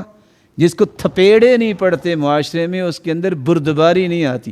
پہلے دن بندہ بردبار نہیں بنتا، پہلے دن تو بڑی اس کے اندر نخوت ہوتی ہے، نیا پڑ جائے، نئی ڈگری مل جائے، نیا منصب مل جائے، کوئی چیز مل جائے، اچھل ابل کے اکھڑا مزاج بنتا ہے۔ یہ معاشرہ اس کو گھڑتا ہے، وقت لگتا ہے اس پہ۔ ولا حکیم الا ذو تجربہ، جس کے تجربات نہیں ہیں اس کے دماغ اور اس کی زبان سے حکمت آپ کو نظر نہیں آئے گی۔ یہ حکمت و دانائی ہمیشہ تجربات کے بعد ملتی۔ کچھ لوگوں کو ویسے ہی اللہ نے حکیم بنایا ہوتا ہے، وہ فطرتاً حکیم ہوتے ہیں کہ ان کی بات کے اندر وہ پولائٹنس ہوتی ہے، بڑی گہری سوچ ہوتی ہے، معاملات کو ٹیکل کرنے کا فن ہوتا ہے کہ بڑی سے بڑی کو بات کر دے تو اس کو محسوس نہیں کرتے۔ اتنا اللہ تعالیٰ نے صلابت ان کے اندر دی ہوتی ہے، اس قدر استعداد ہوتی ہے ان کی قوت میں، اور ان کو اللہ تعالیٰ نے وہ صلاحیت دی ہوتی ہے کہ بڑے سے بڑے معاملے کو بڑے آرام سے وہ حل کر کے فارغ ہو جاتے ہیں، اور لوگ دیکھتے رہ جاتے ہیں ہوا کیا اور سوچا کیا تھا۔ یہ وہ حکمت ہے جو اللہ سے مانگنی بھی چاہیے۔ اور اس لیے حارث فرمایا کرتے تھے محاسبی، حسن الادب زین للعالم وستر للجاہل۔ اگر علم والا ادب سیکھ لے تو یہ ایک ایسی خوبصورت چادر ہے جس کو دیکھ کے صرف تعریف ہی ہو سکتی ہے، کچھ کہا نہیں جا سکتا۔ جاہل کے پاس اگر ادب آ جائے تو یہ ایسی چادر ہے جو جہالت کے اوپر پڑ جائے تو وہ جاہل کو بھی بڑا عالم سمجھنے لگ جاتے ہیں لوگ، جب اس کے پاس ادب آ جاتا ہے۔ عبد الملک بن مروان کہا کرتے تھے جن نے اپنے بیٹوں کو وصیت کی، علیکم بطلب الادب، میرے بیٹو زندگی میں ادب نہ چھوڑنا، فإنکم ان احتجتم الیہ کان لکم مالا، تمہارے پاس کوئی مال بھی نہ ہوا، ادب ہوا تو یہ بہت بڑا مال ہوگا، وَأَنِ اسْتَغْنَيْتُمْ عَنْهُ كَانَ لَكُمْ جَمَالًا، اگر مال تمہارے پاس آ گیا تو یہ مال کو خوبصورت بنانے کے لیے یہ ادب آپ کے کام آئے گا۔ رسول اللہ صلی اللہ علیہ وآلہ وسلم نے صحابہ کو بھی یہ سکھایا، اور اسی بات کو عبداللہ بن مبارک بھی نقل کر رہے ہیں، عز الشریف ادب، اگر دنیا میں کسی شرافت والے آدمی کی عزت کو دیکھنا ہے تو شریف تو بہت ہوتے ہیں، لیکن جب تک ادب و آداب نہ ہو اس کا شرف اور بزرگی دنیا کے سامنے نہیں آتی۔ ادب ہی ہے جس کی شرافت کو چار چاند لگاتے ہیں۔ ابن مقفع بیان کرتے ہیں لوگ مال کے ساتھ عزت حاصل کرتے ہیں، لوگ منصب کے ساتھ عزت حاصل کرتے ہیں۔ کسی کے پاس مال بھی نہ ہو، منصب بھی نہ ہو، پھر بھی اگر عزت والا دیکھنا ہے تو وہ ہے جس کو اللہ نے علم و آداب سے، جس کو ادب و آداب سے نواز رکھا ہے۔ بلکہ آپ حیران ہوں گے، داؤد بن رشید کہتے تھے سردار بننے کی خواہش تو ہر ایک میں پنپتی رہتی ہے، انسان ہے، لیکن سرداری چار چیزوں کے بغیر نہیں ملتی۔ پہلی چیز الادب، جس کے اندر ادب و آداب نہیں وہ سردار اور لیڈر نہیں ہو سکتا، اور جو اچھی رعایا نہیں ہوتی وہ اچھا لیڈر بھی نہیں ہوتا، کیونکہ اس کے اندر یہ صلاحیت نہیں ہے کہ میں نے اس رعایا کو لے کے کیسے چلنا ہے۔ الادب، الصدق، جس کی زبان میں صداقت نہیں ہے وہ کبھی لیڈر نہیں بن سکتا، وہ ہر روز بے عزت ہوگا جھوٹ بول کے، بات کو دائیں بائیں کر کے۔ تیسری بات الفقہ، جس کو سمجھ نہیں ہے معاملات کی، اس کا پریویس ریکارڈ کیا ہے، کیا کرتا رہا، کیا کیا اس نے امت کے لیے کیا، وہ لیڈر نہیں بن سکتا، ناکام ہوگا، بنے گا بھی تو۔ اور چوتھی بات الامانہ، امانت داری اور دیانت داری جب تک نہیں ہے لیڈرشپ نہیں ملتی۔ یہی وجہ ہے کہ عمر رضی اللہ تعالیٰ عنہ جب ان کے سامنے کسریٰ کا وہ ہار لایا گیا، وہ تاج لایا گیا، اور شاید آپ کے علم میں ہو کہ کنکل پہاڑ کی طرح 2.5 من کے سونے کا وہ تاج تھا جو چھت کے ساتھ لٹکایا ہوا تھا، نیچے آ کے بیٹھتا تھا، یوں لگتا تھا جیسے پہنا ہوا۔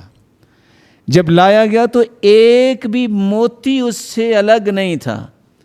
سب کچھ دیکھ کے کہتے ہیں یہ لانے والا بہت امانت دار ہے، بول کے صحابہ کہتے ہیں جب ان کا خلیفہ اور امیر امانت دار ہے تو قوم کیسے امانت دار نہیں ہوگی؟ ایسے ہی ہوتا ہے لیڈرشپ کے لیے سچ، صداقت، دیانت، سمجھ اور فہم اور ادب و آداب جب تک نہیں ہوں گے لیڈرشپ نہیں ملتی اور نہ ہی انسان کبھی کامیاب ہو سکتا۔ یہی وجہ ہے کہ آزاد کیا ہے سیدنا بلال کو ابو بکر صدیق رضی اللہ تعالیٰ عنہ نے، غلام ہے، رنگ بھی کالا ہے، ایسے آداب سیکھے کہ سیدنا ابو بکر خود کہہ رہے ہیں بلال سیدنا، بلال ہمارا سردار ہے، حالانکہ انہوں نے آزاد کیا ہے، پیسے دیے ہیں، وہ چلتے زمین پہ تھے، ان کے قدموں کی آہٹ جنت میں سنائی دیتی تھی۔ کیا راز تھا؟ وہ ادب و آداب تھے جس کی آج مجھے اور آپ کو ضرورت ہے۔ ادب بارع ولسان قاطع۔ سیدنا عمرو بن عاص رضی اللہ تعالی عنہ، جب کسی نے پوچھا کہ مروت کا کیا معنی ہے، جس کو آج لوگ لفظ استعمال کرتے ہیں، رواداری ہونی چاہیے، رواداری ہونی چاہیے۔ رواداری کیا ہے؟ تو سیدنا عمرو بن عاص رضی اللہ تعالیٰ عنہ نے کہا تھا ادب بارع، ایسا ادب جو لوگوں کو خوش کر دے، ولسان قاطع، اور ایسی سماحت، ایسی فلیکسبلٹی کہ انسان اصول پہ کمپرومائز نہ کرے لیکن کسی برائی کا بدلہ برائی سے نہ دے، اچھائی سے دے۔ اور یہی صفت اللہ کے رسول صلی اللہ علیہ وسلم کی تھی، یعفو ویصفح، وہ معاف بھی کرتے تھے اور برائی کا بدلہ اچھائی سے دیا کرتے تھے۔ عبداللہ ابن المبارک رحمہ اللہ فرمایا کرتے تھے من تہاون بالادب، جو سستی اختیار کرتا ہے ادب سیکھنے میں، عوقب بحرمان النوافل، اللہ اسے سب سے پہلے سزا کے طور پہ نوافل چھین لیتے۔ بے ادب تہجد گزار نہیں بنتا۔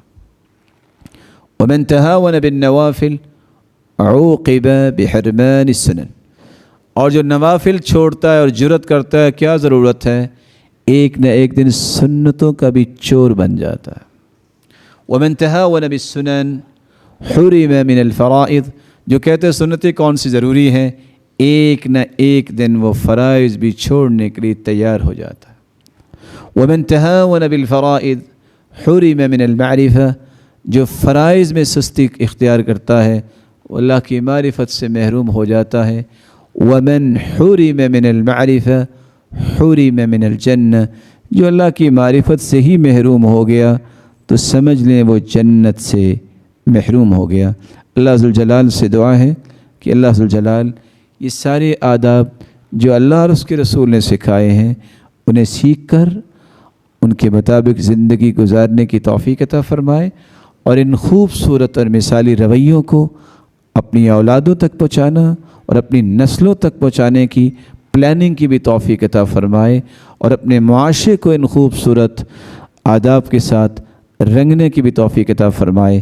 اور جتنے روشن چہرے یہاں تشریف فرما ہے مولا کریم ان سب کو اپنے محبوب بنا لے، اور الہ العالمین ان کو اور ان کی اولادوں کو اپنے مقربین کی صف میں شامل فرما، اور جس طرح یہاں دین کے لیے جمع ہیں مولا کریم ان کو جنت الفردوس میں والدین اور اولادوں کے ساتھ جمع فرما، اور اپنے محبوب کا ساتھ نصیب فرما، اور اپنے دیدار کا مستحق بنا۔ وآخر دعوانا الحمد للہ رب العالمین۔